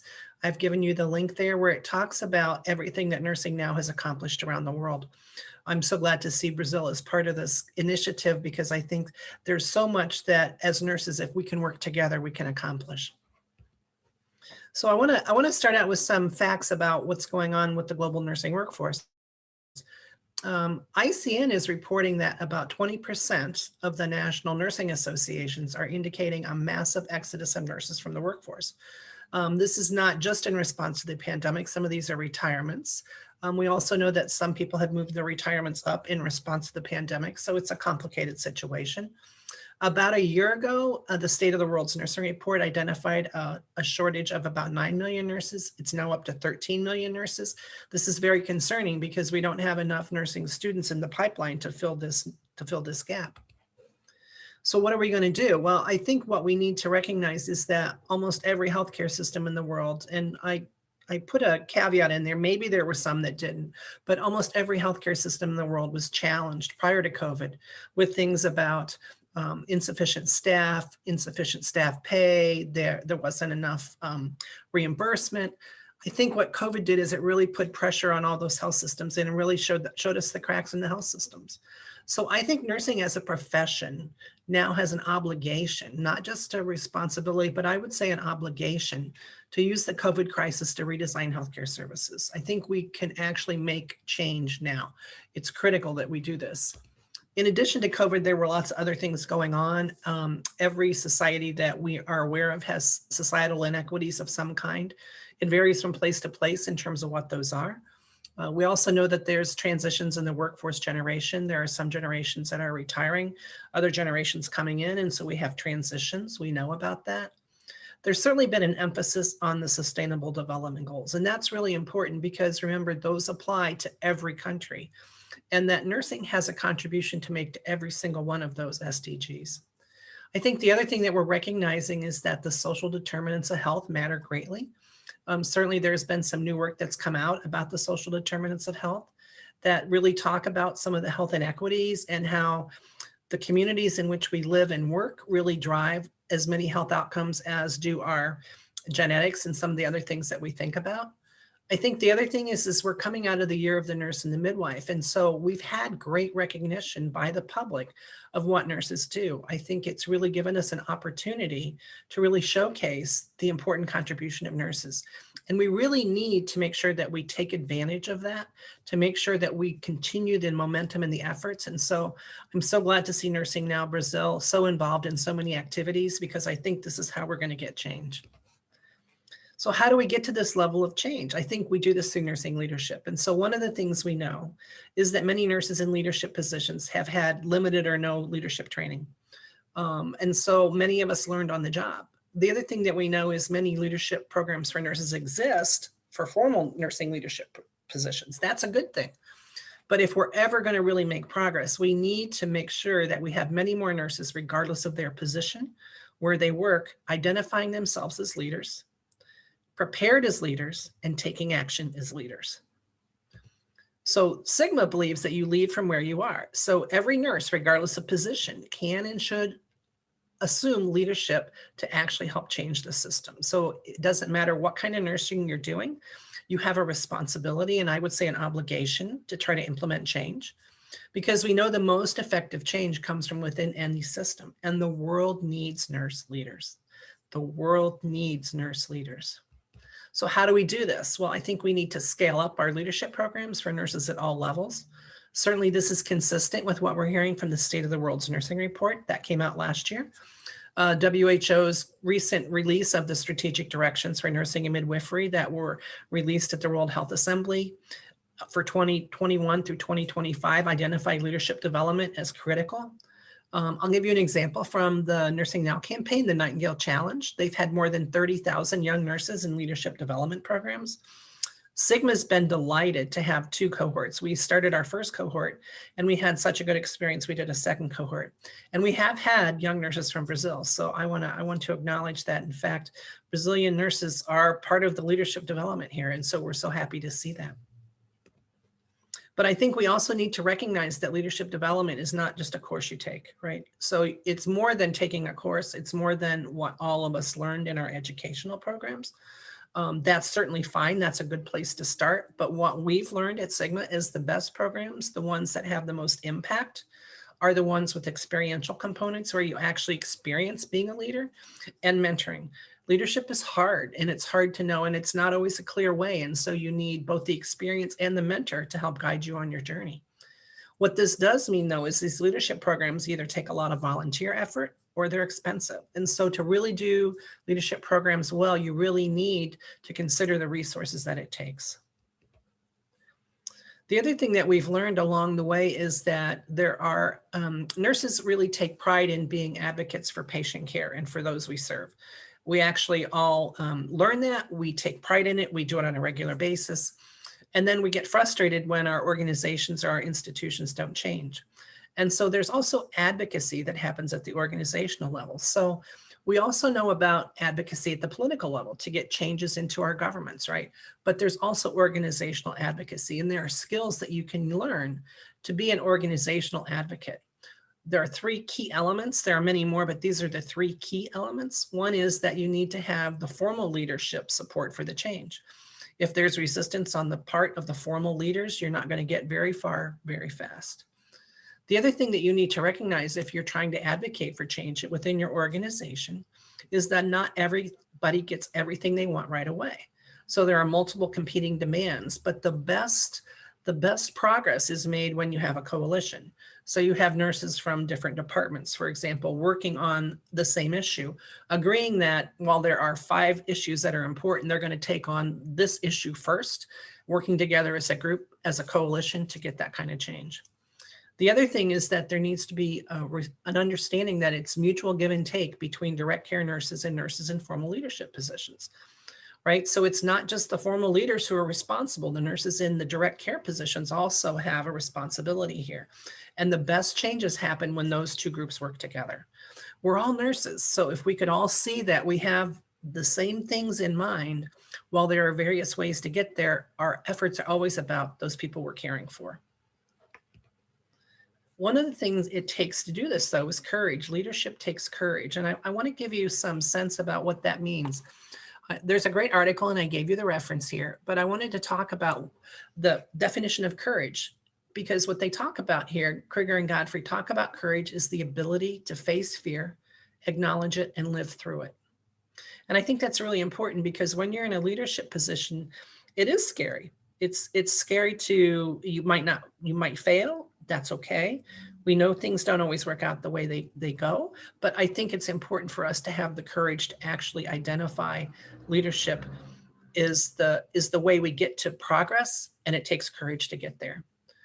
I think the other piece I like here a lot is that courage is the moral centering that enables us to either resist and stand firm on moral convictions, or to change despite risk and danger. So when you're actually trying to change a system, an organization, governmental policy, what's driving you? What's your motivation? And I think if you can sort of identify that, it may keep you persistent. It may keep you strong.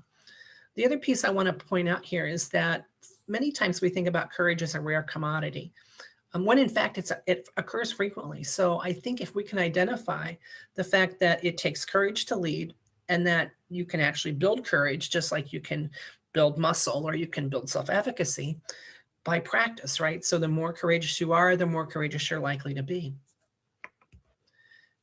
I put this picture up here specifically because I think this identifies what courage is. So courage, you take courage on the days when you feel like the cat, but you have to come across like the lion. So I would encourage you to think about how we can promote courage in each other. One way to do it is through mentoring. Certainly mentors help provide courage to their mentees. Experience is a great way to learn courage.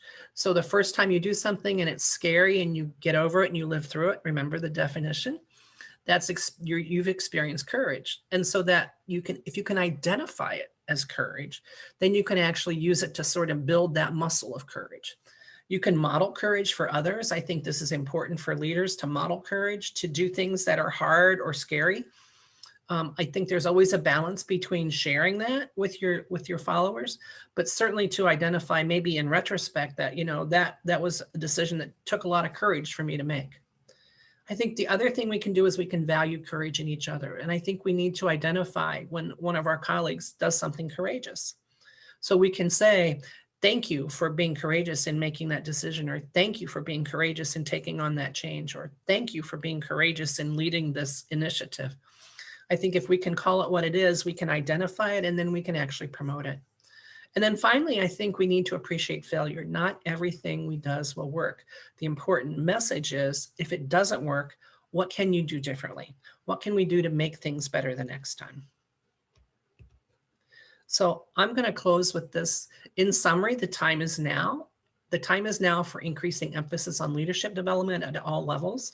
I would encourage Nursing Now Brazil to continue your leadership development activities to make sure that nurses across all places where nursing care is delivered and at all levels are getting the leadership development they need. I think we need to recognize the time is now for recognizing organizational advocacy and making sure there are resources for nurses for doing this. And then I think we also need to recognize, develop, and support courage in each other, in ourselves, and recognize the importance of courage in leadership, because the world needs nurse leaders now more than ever. Here's all my contact information. You can see that you can have my email. I'm on Twitter, I'm on LinkedIn, and I'm on Facebook.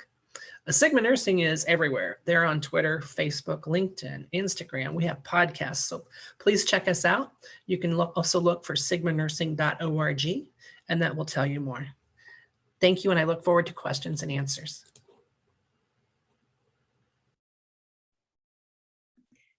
Thank you so much, Liz. My pleasure. Dear Liz Madigan, it is a great pleasure to have your enthusiastic participation emphasizing the value of nursing, the courage we have to have all time, the education and training of new leaders, the continuous development of talents and positive prospects in our profession, and the importance of all of us to have a proactive stance and have a voice in decision-making bodies of the organizations where we work, everywhere we work. I greet you as the Sigma CEO, as you have contributed significantly to aggrandize the nursing profession worldwide. I had the honor to integrate the GAPFON group led by Sigma, which left an important legacy and guidelines for the development of nurse leaders.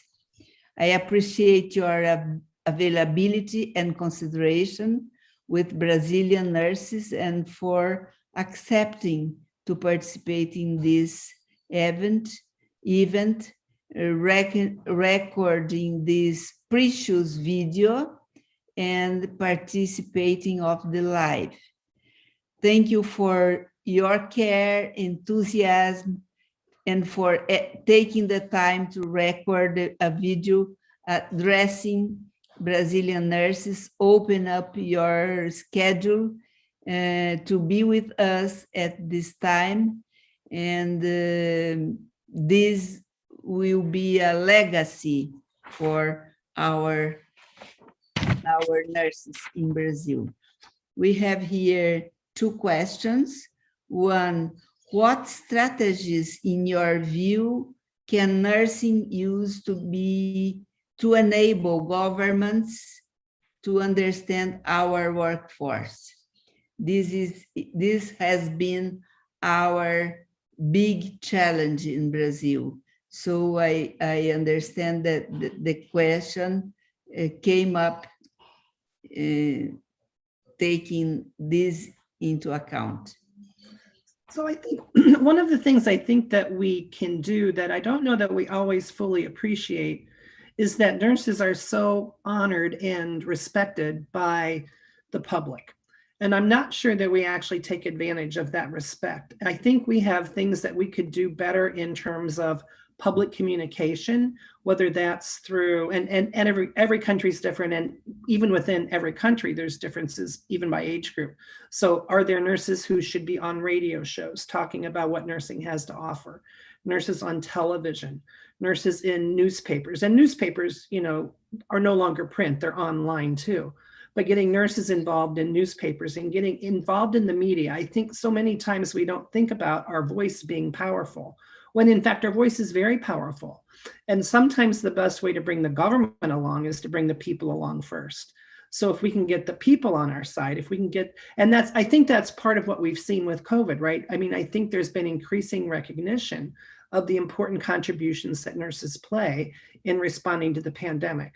I think this is seen, I mean, certainly we've seen it, I've seen it in all the countries that I've seen, where it's a recognition that it's not about how many hospitals you have, because you can have lots of hospitals, but if you don't have enough nurses, there's no care to be delivered. So I think if we could make sure that we get our message out to the public and explain what we do and how we do it, if we can bring the people along, I think we can eventually bring the government along. Yes, having the people recognizing our value is the first step. I hope the new generation of nurses understand this here in Brazil and work with this perspective, so that we can have this first step done and then get to the governments. Right. I think the other thing is that we can also think about using social media more effectively. Yes. Social media is great for personal things, you know, for sharing pictures of, you know, your pets and your grandchildren and those kinds of very nice things that we like to show that we're full people. But I think we also have an opportunity to use social media to influence public opinion, especially if we can do it in a way that is respectful and responsible, that's evidence-based. I think we have a great opportunity there. And so I would encourage, and especially, so I think this is where the younger nurses, the early career nurses have a lot to offer here, because they're naturals on social media. They're on parts of social media that I'm still like, I'm not sure what that is, but they're on TikTok and they're doing things that can be very positive in terms of how nursing is portrayed. I also want to just point out, I think in terms of the other things that can happen is, so one of the things that Sigma's delighted to be involved with is the Johnson & Johnson Foundation Brazil has a program called the Nursing Professional Leadership Training Program. So this is a pilot program sponsored by the Johnson & Johnson Foundation for early career nurses. And so we're hoping that that pilot will be a success and that we can expand it to make sure that we can include lots more early career nurses. I think the other message is that we need to make sure that we're bringing everyone along. And so those of us who are further along in our careers have an obligation to work with our colleagues who are earlier in their careers. And it's less about age and more about career stage, right? Because you can be a second career nurse. So I think to actually think about what else can we do to help bring our colleagues along, because it's going to take all of us. I think my major message, Dr. Costa Mendes, is that we need to make sure that we're raising all boats, right? Because if we can raise all boats, we can get all nurses as leaders, we will be able to have an impact. And we will be able to bring the government along. It will be an unstoppable force. Okay. I agree with you.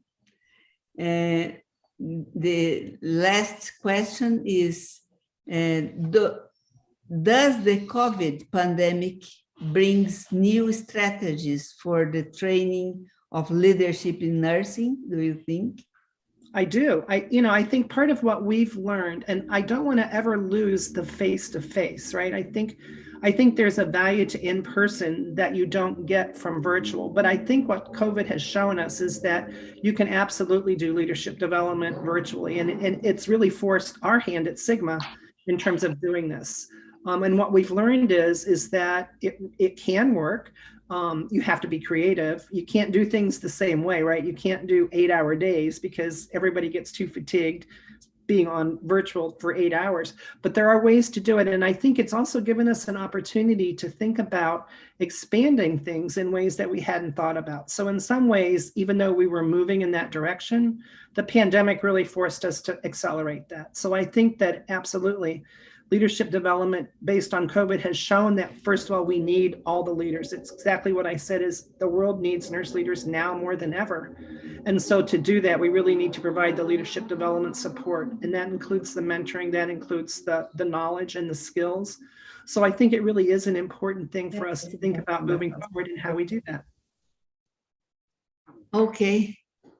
Thank you so much, Liz. It was a pleasure to see you again. It's a pleasure for me to see you as well. So Dr. Costa Mendes and I both ran collaborating centers from the WHO at one time, which is how we got to know each other. So it just goes to show you that those relationships are important and they persist, right? So yes, thank you so much. Take care. All right, take care. Bye. Cadê o negócio da moça que eu perdi aqui? Está aqui aonde? Aqui a apresentação que você me deu. Professora Isabel, o seu microfone está ligado. Agora.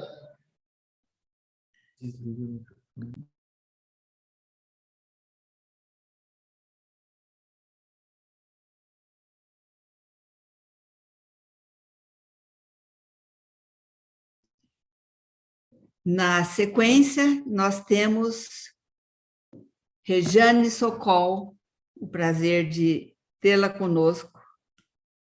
Rejane Pulitzer Medalha Sokol, enfermeira com especialização em saúde pública pela Universidade de São Paulo, gerenciamento de serviços em saúde pela Unifesp, MBA executivo na FGV, gestão executiva na Universidade de Colômbia, em New York, finanças sociais na Universidade de Oxford, e em seus 20 anos de carreira, Rejane construiu uma sólida experiência no mercado de saúde no Brasil e na América Latina, experiência adquirida na liderança de equipes e serviços em saúde, negócios comerciais, desenvolvimento de planos estratégicos, criação de atendimento baseado em valor e soluções de inovação. E hoje ela é responsável pela área de impacto na comunidade para a Latam, da família de empresas Johnson & Johnson. É um prazer enorme tê-la conosco, Rejane, para trazer essa experiência diversa, mas muito importante para o nosso público, para os nossos futuros líderes, dessa sua trajetória, desse caminho diferente daqueles que vieram antes de você nessa exposição, a maioria deles no governo, na política internacional, em organizações internacionais focadas somente em saúde, e do contexto acadêmico. Então, a sua experiência é muito preciosa e complementa o leque de apresentações que temos aqui. Muito obrigada por ter aceito o nosso convite. Seja bem-vinda. Muito obrigada, Isabel. É um prazer estar aqui com vocês e compartilhar um pouco da minha história, um pouco da minha responsabilidade também hoje na família de companhias da Johnson & Johnson. Eu tenho muito orgulho de compartilhar em todos os fóruns corporativos e executivos onde eu estou, que eu sou enfermeira, né, por formação, e acho que comentei isso com você, Isabel, quando conversamos há alguns dias atrás, que eu tenho muita clareza de que se hoje eu sou vista e reconhecida no mundo corporativo pela história que venho construindo e pelos resultados que entrego, isso se deve à minha formação de base como enfermeira, que foi onde eu comecei, foi onde eu aprendi desde a universidade, né, me inspirando em meus professores, que foram mentores muito importantes para minha formação e para o meu início, né, como profissional na área de saúde, e os demais colegas, membros de equipe e profissionais que estavam comigo, né? Eu, como você comentou, me formei e logo segui para uma área de especialização em saúde pública e envelhecimento populacional. Eu, apesar de seguir com essa especialização, trabalhava em paralelo na área hospitalar. Eu vivenciei o universo da cardiologia, da hemodinâmica e da cirurgia geral na minha trajetória dentro do ambiente hospitalar, e foi onde eu aprendi, né? Eu digo que eu assumia todo e qualquer papel dentro da minha equipe, não só o de enfermeira, não só o de chefe naquele setor, não só o de aprendiz por estar começando, mas eu tinha muita sede de entender o que era o cuidado, né? E para entender o cuidado, eu tinha que estar e colocar a mão na massa, e essa sempre foi uma premissa que eu utilizei ao longo da minha carreira. E por ter também muita sede de aprender e de entender, eu logo que me formei, e eu segui estudando, então eu fui de uma especialização em outra, porque eu tinha também como objetivo profissional me desenvolver, né? Esse sempre tinha sido um desejo meu na universidade, e eu compartilhava muito isso com os meus mentores, com os meus professores, porque eu sabia que como profissional de enfermagem eu poderia mudar, né, o sistema, ou de alguma forma contribuir muito fortemente para os serviços de saúde. Mas naquele momento eu realmente tinha uma visão mais limitada, então eu me via numa unidade de internação, eu me via num serviço específico, né? Mas já com muito desejo de agir, de ter o papel de um agente de mudança, e eu sempre dizia que eu queria ocupar posições de liderança, eu queria ocupar uma posição de gestão, porque eu acreditava que era a maneira que seria possível de promover mudanças no sistema, mudanças no setor. E claro que atrelando a experiência profissional, dia a dia na prática o estudo, eu fui me fortalecendo com as competências que precisava para ocupar posições de maior liderança. Eu acho que o fator sorte, né, estar no momento certo, na hora certa, ele é verdadeiro e ele existe em todas as situações profissionais. Mas sempre que uma oportunidade aparece, nós precisamos estar preparados para ela, né? Então, toda a minha formação acadêmica durante esses anos de profissão foram muito importantes para que eu pudesse estar pronta para assumir posições, né, de maior liderança e de risco.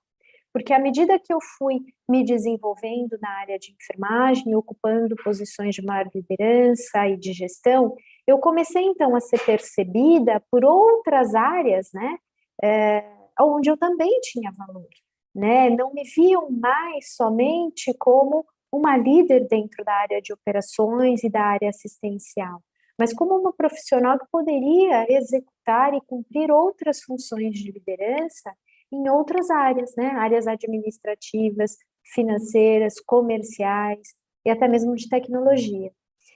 Eu tinha essa percepção e esse desejo, mas eu também precisava me preparar para essa transição. E eu me lembro que um dos primeiros passos que dei nesse caminho foi quando eu decidi fazer um MBA. Né? E eu me lembro que eu busquei um MBA na Fundação Getúlio Vargas e eu me lembro de ter feito o pedido de estar no grupo num grupo que não fosse um grupo de saúde, porque eu queria trocar com outros profissionais, eu queria ouvir a realidade de outros profissionais no mundo corporativo.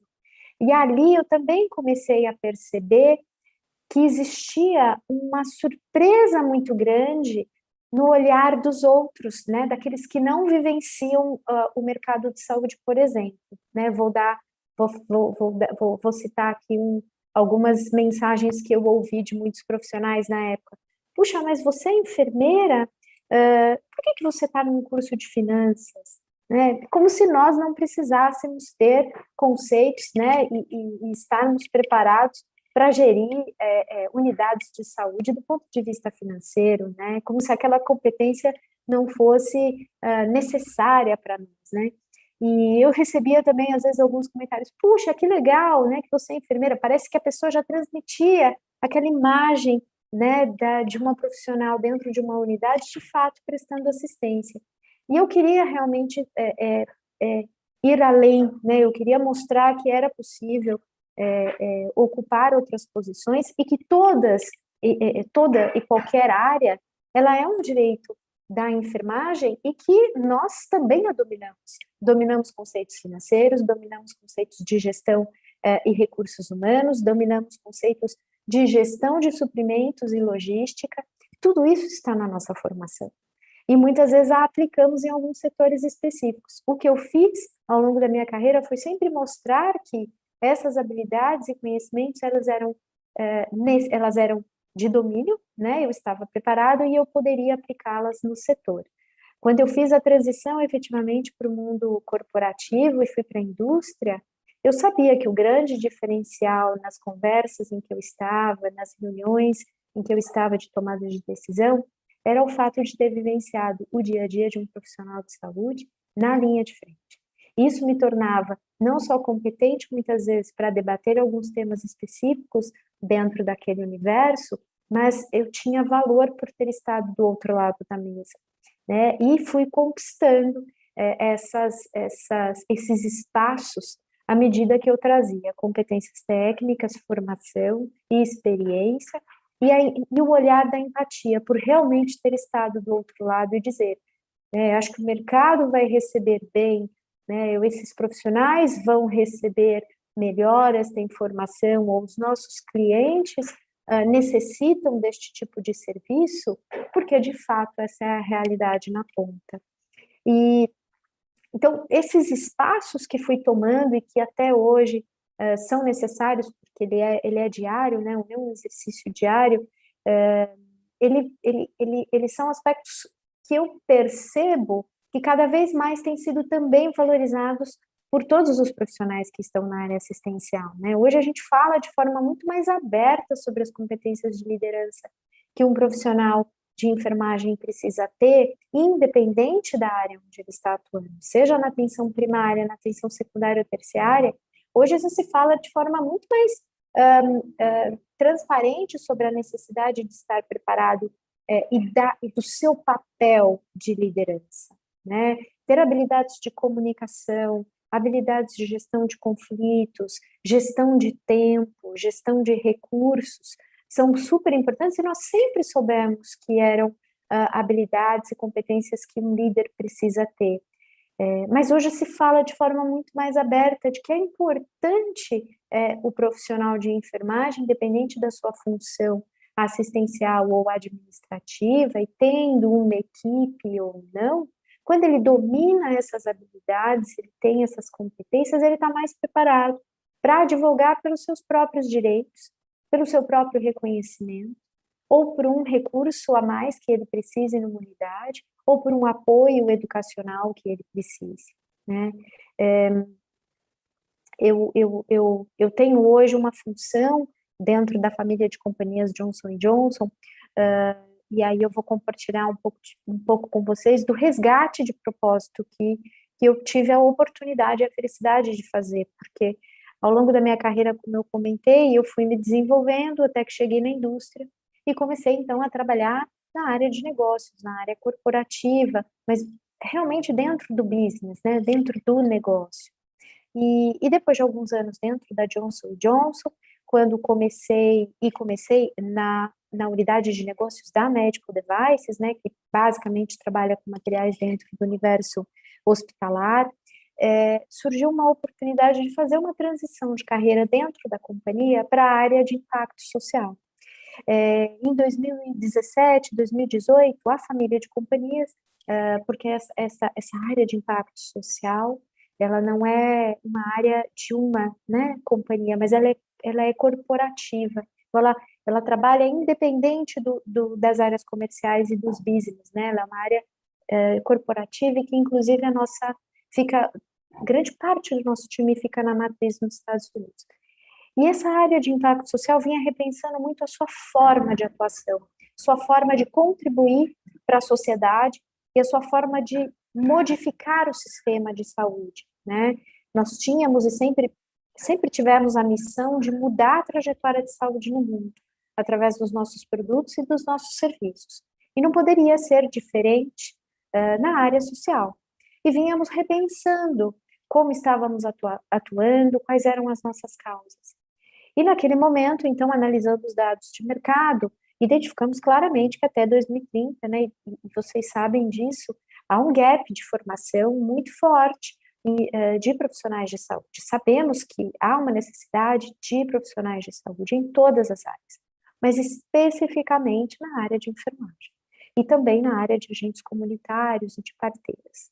Quando nos deparamos com esse cenário, tomamos a decisão de fazer impacto através do desenvolvimento e do apoio a estes profissionais, especialmente dessas categorias que nós sabemos que representam, né, que tem grande representatividade no número global, que é estimado até 2030. Né? Se estimamos 18 milhões, cerca de 10 milhões são dessas três categorias. Então, nos enfocamos, definimos nossas estratégias e ações de impacto social em algumas áreas prioritárias. E exatamente neste momento que eu entro, né, dentro da área de impacto social da companhia, liderando a área da América Latina. Foi um resgate muito forte de propósito, né, porque tinha muito da minha origem, tinha muito entendimento de que, de fato, só é possível fortalecer e melhorar os níveis de atenção se nós apoiarmos quem está na linha de frente, tocando o dia a dia, né, e dando os recursos, a informação, o conhecimento que eles precisam. E naquele momento, então, eu assumo essa posição na América Latina e venho desde então executando alguns programas e projetos e implementando essa diretriz estratégica. Quais são as áreas prioritárias que trabalhamos, né, e elegemos? A primeira delas, treinamento e educação, habilidades e competências básicas que os profissionais de enfermagem necessitam, liderança e gestão, entendemos este ponto como uma área prioritária que precisa ser trabalhada, principalmente para os profissionais em início de carreira, e claro, aos que já estão na função, mas trabalhar desde o início aqueles que estão se formando. Uma terceira área prioritária é resiliência, bem-estar desses profissionais. Nós acreditamos que se a força de trabalho estiver saudável e equilibrada, ela vai desempenhar melhor a sua função. Quarta prioridade, reconhecimento e valorização. É importante reconhecer essas categorias profissionais e dar a elas o espaço que merecem. E a última área prioritária é trazer conexão e inovação. Como é que a gente aproxima cada vez mais essas figuras profissionais ao tema da inovação e da conexão? E diante dessas áreas prioritárias, tenho, então, estabelecido parcerias estratégicas no sentido de atingir nossos objetivos globais e locais. Esses objetivos não são só localizados aqui no Brasil, mas regionais e globais, que são de fortalecer os sistemas de saúde, melhorar os níveis de atenção e reduzir o gap, a brecha de cobertura e qualificação profissional nessas 3 grandes áreas. Tive a felicidade de ouvir a colega aqui da Sigma que comentou uma das parcerias que nós temos na Academia de Formação de Líderes com a Sigma International. Desenvolvemos esse piloto ano passado nos Estados Unidos e eu estou tendo a felicidade de trazê-lo junto com o time aqui para o Brasil. Então, estamos com um piloto que acabou de ser lançado no Brasil, onde 100 enfermeiros em início de carreira, pouco mais de 100 enfermeiros em início de carreira, até 6 anos de formação, puderam se inscrever, foram selecionados, né, no Brasil, e estão fazendo parte desta academia de liderança, que se passa aí nos próximos meses, e com muita felicidade eu ouvi e tenho o prazer de compartilhar isso com vocês também. Se der certo, esperamos atingir muito mais outros profissionais nos próximos anos. Esse é um exemplo das áreas que estamos atuando.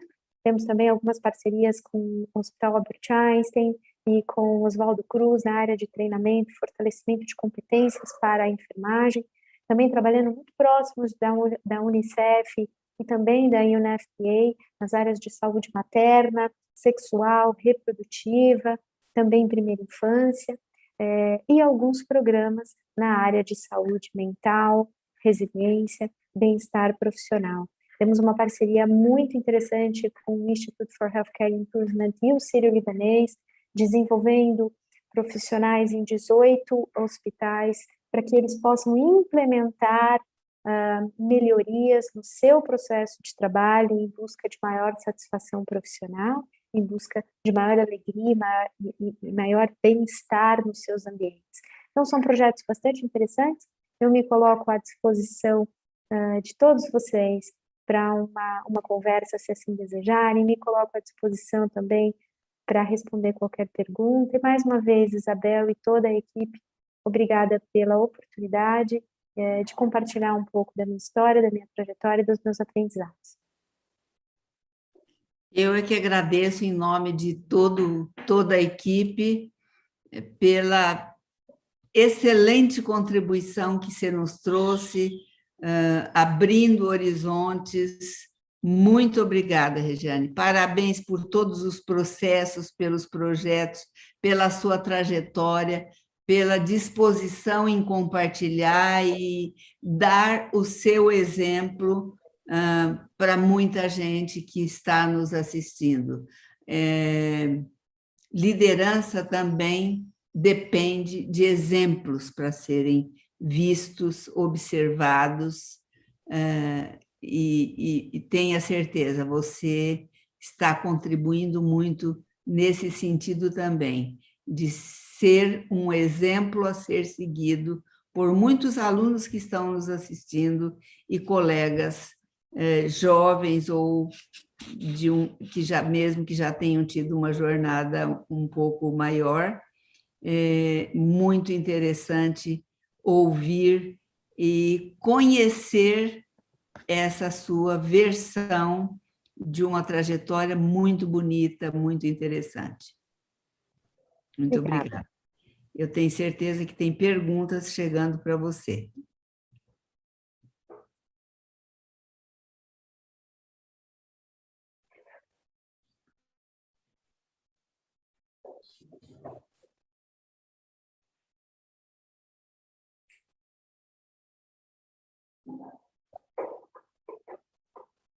Professora, posso fazer uma pergunta aqui diretamente? Porque eu acho que eu tentei escrever, fui me atropelando, é tanta coisa que eu queria numa pergunta, posso? Eu prefiro que já seja direto, agora nós estamos falando português. Ok.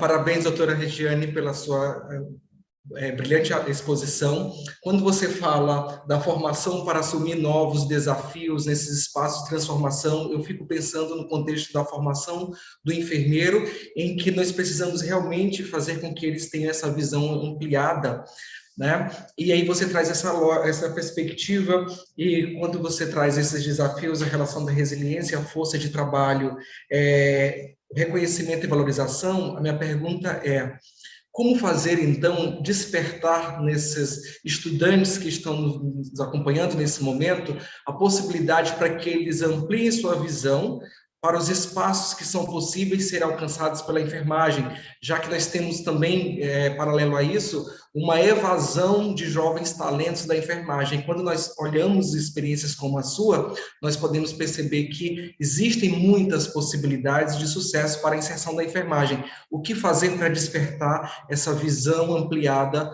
nos nossos estudantes? Obrigada, Ítalo, pela pergunta. Eu vou fazer um paralelo que eu sempre faço, né? Durante a minha formação, eu ouvi muito pouco, eu ouvi muito sobre as possibilidades do enfermeiro em áreas as áreas mais comuns, talvez, não sei se é o melhor termo, mas sempre dentro das mesmas caixinhas, né? Ou era dentro do ambiente hospitalar, ou era na atenção primária, ou era na área de medicina diagnóstica, mas não variava muito, sabe? A gente não recebia tanta informação externa das demais possibilidades, e nem éramos vistos pela indústria, por exemplo. Quando eu falo de fazer uma comparação, eu faço uma comparação, por exemplo, com o profissional da farmácia, né? Olha o profissional que faz bioquímica e farmácia.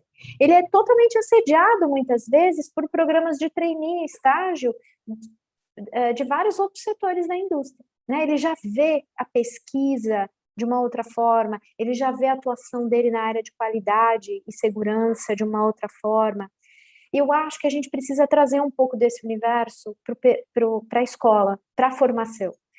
Precisa se falar de forma mais aberta sobre essas questões, porque quando nós comparamos a nossa formação como enfermeiros versus outras formações, outras graduações, nós temos muito mais elementos de gestão do que as demais formações, que sim são muito mais técnicas do que nós, como somos vistos. Porque como somos vistos e percebidos, muitas vezes somos vistos e percebidos assistencialmente. Mas nós temos um arcabouço de elementos de gestão, de pesquisa, que são muito importantes, até de gestão de recursos humanos. A gente tem todos esses elementos na nossa formação. Mas para o aluno, nós precisamos despertar esse olhar de que não são só algumas áreas específicas dentro de saúde que nós temos espaços. Nós temos espaços em outros setores também. Então, quando eu falo que a própria indústria precisa nos ver como profissionais para um processo de trainee, sim, né? E eu te comento hoje, por exemplo, quando eu tenho processos de trainee na Johnson, eu recebo todos os tipos de profissionais, dentistas, médicos, estudantes de farmácia, de fisioterapia. Só que eu vou lhe comentar, no último que tive de trainee, não tive nenhum enfermeiro. Porque muitas vezes de fato ele não olha, mas é nosso dever despertar, é nosso dever dentro da universidade trazer esse olhar de que ele pode se desafiar em qualquer que seja o setor que ele quiser, seja no de saúde suplementar, seja no mercado de medicina diagnóstica, hospitalar, seja na indústria, e aí não é só na função assistencial, é na função que ele assim desejar, né? Sempre levando o seu conhecimento e a sua visão em saúde para agregar valor naquela função dentro daquele setor. Muito obrigado mesmo. Excelente resposta. Regiane, tudo bem? Muito Tudo prazer bem. em ouvi-la. Tivemos várias apresentações inspiradoras nessa tarde e aqui no chat agora está bombando de perguntas dos alunos, muitos alunos participando, principalmente pelo que você acabou de dizer, que você não teve nenhum candidato da enfermagem. Então, a pergunta que não se quer calar aqui, muitas perguntas relacionadas a isso como um aluno recém-formado de enfermagem, ele pode fazer parte desse programa, do programa que você mencionou anteriormente, e também dessa situação agora que você colocou que não teve candidatos da enfermagem, né? E também pediram, se você puder disponibilizar depois, um canal de comunicação com você. Claro, eu posso disponibilizar o meu e-mail sem problema nenhum. O que eu coloco como caminho para a indústria, e não só no programa da Johnson & Johnson, mas eu acho que qualquer programa de estágio ou de trainee, né? O programa de estágio, ele, em geral, ocorre durante a sua graduação. E o programa de trainee, quando você, de fato, já está se formando. Então, muitos programas de trainee, eles acontecem, não só na Johnson & Johnson, ao longo do ano. Então, se você está perto de se formar, é importante você estar atento às redes sociais dessas indústrias, né, especificamente da nossa e das demais, para você identificar quando será o programa de trainee ou quando será a chamada de programa de estágio. Existem janelas específicas ao longo do ano, em geral são 2 janelas, no primeiro semestre e no segundo semestre, e aí você se aplica e participa, da mesma forma como acontece em muitos dos nossos hospitais de referência. O processo de seleção é o mesmo, então você tem as janelas de chamada, através das redes sociais, é a forma mais simples de você saber quando isso acontece. No nosso caso específico, a gente tem um canal no Instagram e no LinkedIn, que se chama Johnson & Johnson Carreiras, é super simples, J&J Carreiras. Eu convido todos a seguirem, não só porque podem identificar essas janelas de oportunidade, mas também porque podem conhecer um pouco mais das ações, por exemplo, que a gente tem na área de saúde, na área social, na área de pesquisa, e eu acho que é super, super relevante. Mas fica, então, a minha dica de acompanhe as redes sociais, assim como nós, existem várias outras indústrias, o próprio Fleury tem um programa de estágio super interessante. Hoje nós temos grandes operadoras de saúde que também têm programas de estágio e de trainee, como a United Health, né, que comprou a Meio, comprou outras operadoras. Temos outras, né, como a Sul América, no campo das seguradoras. Então, oportunidades existem e muitas. Estejam atentos durante a sua formação, principalmente entre o 3º e 4º ano, e quando você estiver no seu último ano, esteja atento aos programas de trainee através dessas redes sociais, dessas grandes indústrias e grandes empresas, assim como vocês também olham o ambiente hospitalar. Muito obrigada, estão elogiando muito. Espero que você tenha muitos candidatos na próxima. Tomara, espero realmente. No próximo processo seletivo. Muito obrigada.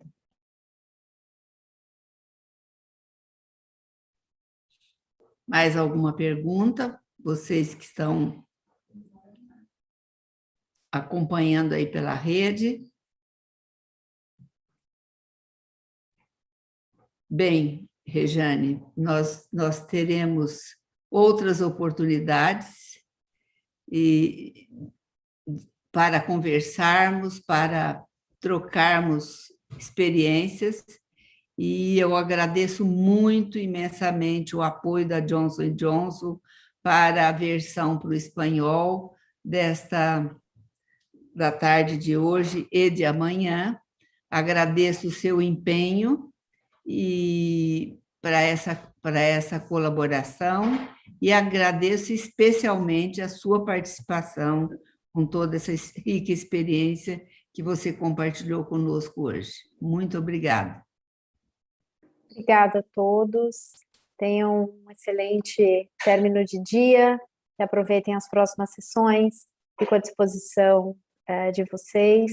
E eu costumo, internamente, nós sempre dizemos, juntos somos mais fortes. Sim. E eu não tenho dúvida de que juntos e somando esforços, realmente a gente vai conseguir mudar a trajetória de saúde no mundo, e isso não será possível com apenas 1, 2, 3 atores, mas com muitos atores que tenham força e relevância. E eu espero que a gente possa seguir nessa juntos. Obrigada. Com certeza, juntos seremos mais. Muito obrigada. Até mais.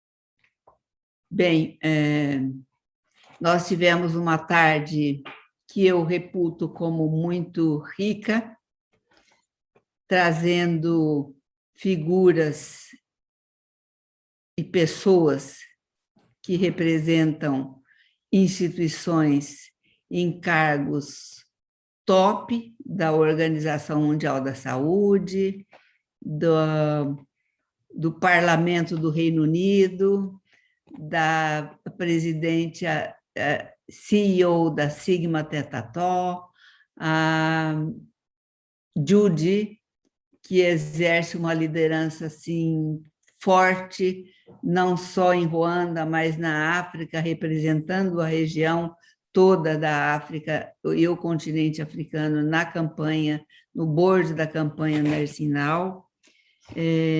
A Regiane, com uma experiência bastante diversificada e que estimula muito os nossos jovens para novos caminhos. E eu queria só resgatar para vocês, e a Carrie, que trouxe em primeira mão as diretrizes estratégicas para a enfermagem, que vão ser aprovadas ainda por esses dias na Assembleia Assembleia Mundial da Saúde, que está ocorrendo em Genebra. Eu queria só trazer para vocês, a título de reflexão, que 30 anos atrás, nós estamos em 2020, no final do século XX, foi possível para quem exercia a enfermagem naquela época observar um movimento de fortalecimento da enfermagem refletido em resoluções da Assembleia Mundial da Assembleia Mundial da Saúde, que é uma reunião que é realizada com os ministros de saúde, que são daqueles países que são membros da ONU e, portanto, da Organização Mundial da Saúde, e que reconhecem a importância e o caráter estratégico das ações de enfermagem entre as profissões de saúde. Então, no fim do século XX, foi possível ver esse movimento de fortalecimento da enfermagem. Um exemplo disso foi o lançamento, a criação da primeira rede de centros colaboradores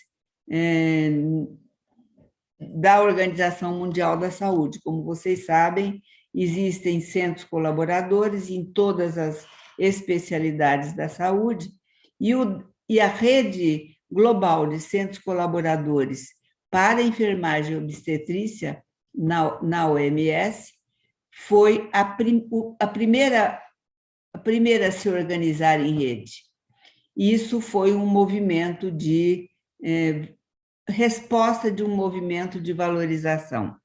E esse processo resultou no estabelecimento pela OMS de algumas orientações estratégicas para as ações de enfermagem e obstetrícia, com o objetivo de facilitar a liderança das enfermeiras e parteiras no cuidado e na promoção da saúde e, consequentemente, para que elas buscassem novas formas inovadoras que permitissem a gestão eficaz dos serviços de saúde de então. Então, nesse sentido, eu queria aqui ressaltar, e na época eu pensei nesse conceito, queria aproveitar essa oportunidade e compartilhar com vocês o conceito de liderança de impacto, fundamentado no pensamento de que a liderança não é um cargo, mas uma maneira de pensar e de se comportar que influencia as pessoas.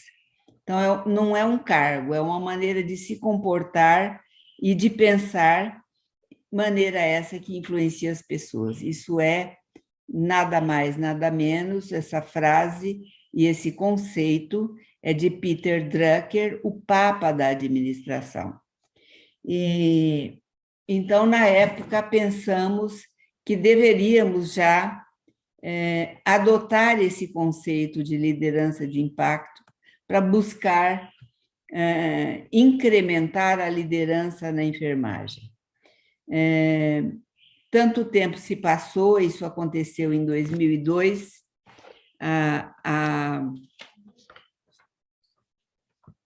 a publicação das orientações e as diretrizes estratégicas da enfermagem. E eu quero relembrar para vocês quais eram elas, essas orientações estratégicas de 2002, aprovadas na Assembleia Mundial da Saúde em 2002. Primeira, só para a gente pensar e comparar com o que está acontecendo hoje e verificarmos, avaliarmos se nós crescemos, se nós progredimos ou não, e quanto progredimos. A primeira orientação estratégica, planejamento e comprometimento político para com o desenvolvimento nacional através da prestação de serviços de enfermagem e obstetrícia. Segundo, administração dos serviços de enfermagem e obstetrícia com o estabelecimento de políticas de emprego para as enfermeiras e parteiras que considerem as diferenças de gênero e necessidade de ambientes e condições adequadas de trabalho. Isso lá em 2002. Nós ainda estamos na mesma coisa.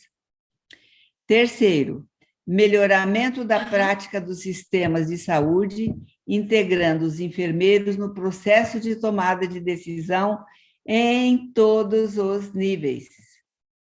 Quarto, educação continuada dos membros da equipe de enfermagem para que adquiram as competências necessárias para lidar com os futuros desafios da sua prática.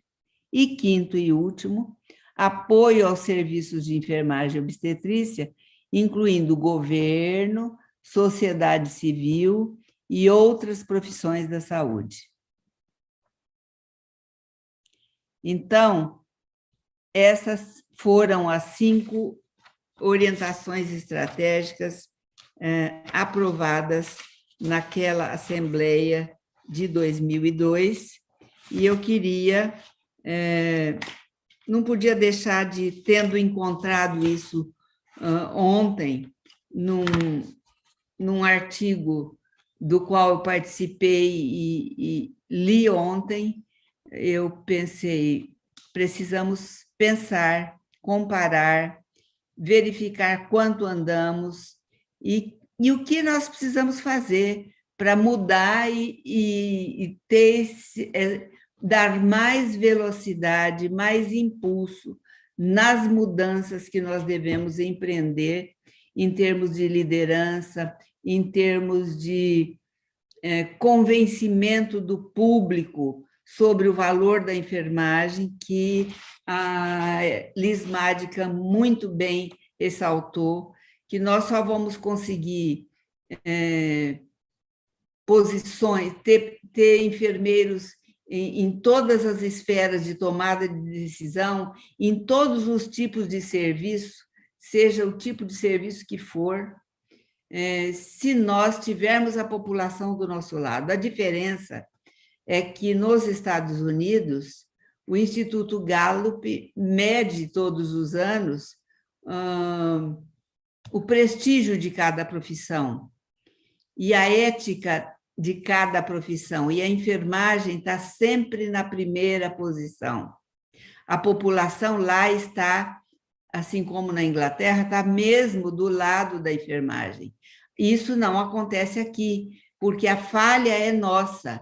Nós não temos valorização, isso eu disse lá na abertura da campanha em 2019, primeiro porque nós não nos valorizamos e não nos comunicamos com a sociedade, não mostramos para a sociedade o nosso valor, o resultado do que fazemos, não é? Então, nisso nós precisamos mudar e muito. E a Carrie trouxe para nós, em primeira mão, as direções estratégicas da enfermagem obstetrícia até 2025, que vão ser aprovadas essa semana. Então, eu quero pedir para vocês que nós sigamos conectados com esse documento norteador que vai chegar às nossas mãos para as práticas de assistência, gestão, ensino, pesquisa, de modo que a gente possa realmente implementar e promover mudanças. O Lorde intitulou a fala dele como enfermeiros, como agentes de mudança. Nós precisamos ser, além de líderes, precisamos ser agentes de mudança no sistema de saúde. Isso nós não fazemos sem nos comunicarmos entre nós, sem estarmos unidos. A união faz toda a diferença. Temos que estar unidos em toda a enfermagem, em todos os setores da enfermagem, e assim nós podemos ter a credibilidade, ter o respeito da sociedade, o valor da sociedade, dos empregadores, das instituições que nos empregam, dos nossos pares. Então, a comunicação em todos os sentidos é fundamental. Inclusive, eu digo sempre, aqui no nosso grupo de pesquisa, inclusive, a qualidade da nossa comunicação no prontuário dos pacientes é um indicador importante sobre como os outros profissionais de saúde que lidam com esse prontuário vão enxergar a enfermagem. Então, é preciso que a comunicação seja precisa e para ser bem recebida e entendida por todos os profissionais da equipe de saúde. Essas diretrizes que vão ser aprovadas agora e vão valer até 2025, elas são renovadas a cada quadriênio, portanto, nós precisamos estar atentos para essa versão e para as próximas versões, para que para nós chegarmos até aqui, esse momento, tendo uma posição de alta liderança na OMS, como nós tivemos aqui e vamos ter amanhã cedo com a doutora Elizabeth Airo, a enfermagem percorreu um longo caminho sobre os ombros de gigantes. A enfermagem toda, mundial, percorreu um longo caminho sobre o ombro de gigantes, que alcançaram ocupar essas posições, e nós temos que mirar esses exemplos e seguir buscando nosso desenvolvimento, nosso desenvolvimento de competências técnicas na profissão, mas também desenvolvimento de competências em liderança e exercer, de fato, o nosso papel de liderança em todos os locais que formos ocupar. Então, houve um hiato, e sempre a enfermagem encontra dificuldades, um hiato de 7 anos, de 2010 a 2017, nós não tivemos ninguém que ocupasse o papel que hoje a Elizabeth Airo ocupa na OMS, que é enfermeira, cientista-chefe de enfermagem. Houve um movimento, então, eu comecei falando do movimento que começou em 2002, um movimento da Rede Global de Centros Colaboradores, do ICN, do ICM, que é o Conselho Internacional de Obstetrizes, da Sigma, reivindicando um reposicionamento da OMS para recolocar a posição de enfermeira-chefe de enfermagem na OMS. A literatura, vocês vão ver, mostra muitas evidências sobre isso. Nosso caminho tem sido de muita luta, mas sempre lutando, deixando de ser um gato e procurando ser um leão, como disse a Liz Madigan hoje, e a hora é essa, gente. Só que agora nós estamos num momento de luta, mas um momento de vibração, um momento de campanha e de movimento motivacional para que os profissionais de enfermagem se engajem positivamente num processo de desenvolvimento das suas próprias competências, num processo de busca de novas experiências e num processo de certificar-se de que a sua voz no serviço onde ele atua tem que ser ouvida na mesa decisória. Isso a gente tem que tirar daqui. Nós temos que levar a nossa voz em todos os processos decisórios de onde nós trabalhamos e buscar levar a voz da enfermagem em outros setores onde elas ainda não podem ser ouvidas porque não existem cargos ou posições criadas para que a nossa voz seja ouvida. Então, nós contamos com a próxima geração para levar avante essa luta.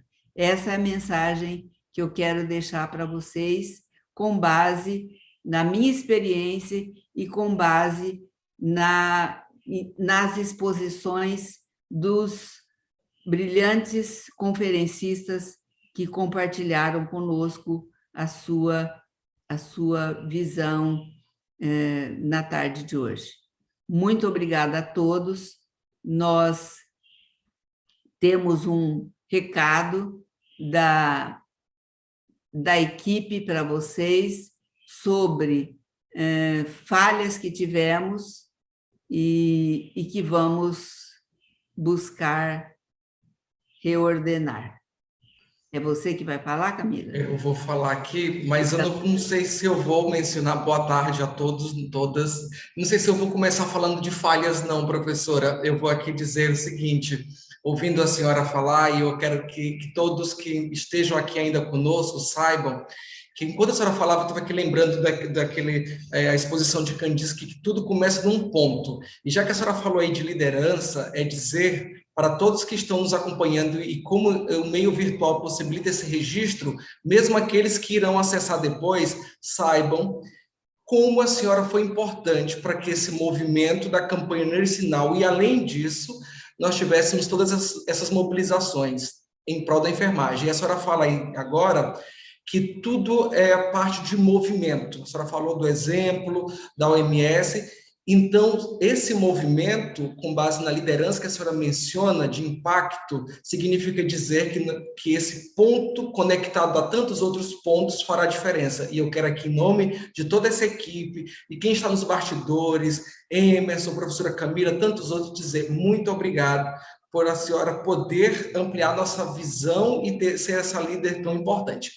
Pois bem, agora falando dos desafios tecnológicos para as pessoas, dizer assim, todos devem ter acompanhado essa situação de não termos tido a tradução simultânea para o espanhol e português. Embora, como vocês devem saber, eu penso sobretudo nos estudantes, a professora Isabel conseguiu articular as lideranças do mundo da enfermagem e trazer aqui. Mas ela não quis só articular essas lideranças, ela quis também que todos tivessem acesso. E não só todos do Brasil, mas todos da América Latina. Então, ela buscou tudo quanto foi possível para trazer a tradução simultânea para o português e para o espanhol.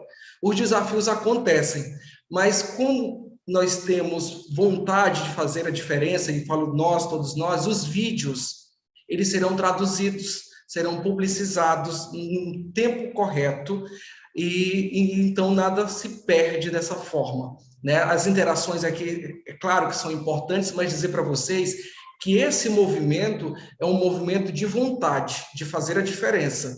não é um movimento instituído por um chefe, mas por uma liderança. Estamos aqui por conta de uma liderança. Ninguém colocou a possibilidade de dizer, olha, somos chefes e subordinados e vamos fazer todo esse trabalhão aqui, que é um grande trabalho, mas para pensar a partir desse movimento que nos empolga. E a senhora, professora Isabel, nos empolga muito.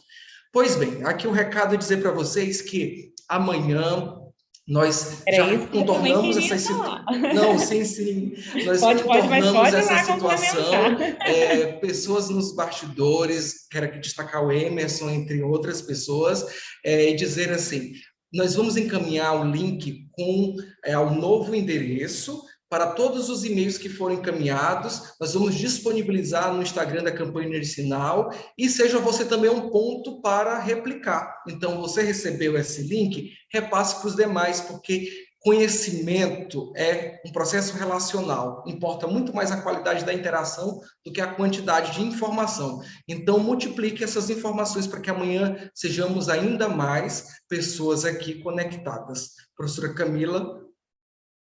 Eu gostaria só de relembrar a todos e convidá-los para amanhã continuarem conosco, porque teremos outras palestras. Nossos trabalhos começam às 8 da manhã, como a professora Isabel colocou no início desta tarde, por conta dos fusos horários, né, dos outros palestrantes, nós organizamos dessa forma, mas amanhã teremos palestras brilhantes e queremos muito que vocês estejam conosco, acompanhando nas redes sociais, encaminhando perguntas. Nós teremos, como a professora Isabel colocou, a doutora Elizabeth Airo, que é a Chief Nursing Officer da Organização Mundial de Saúde. Teremos uma professora, o professor Eric Chan, de Hong Kong.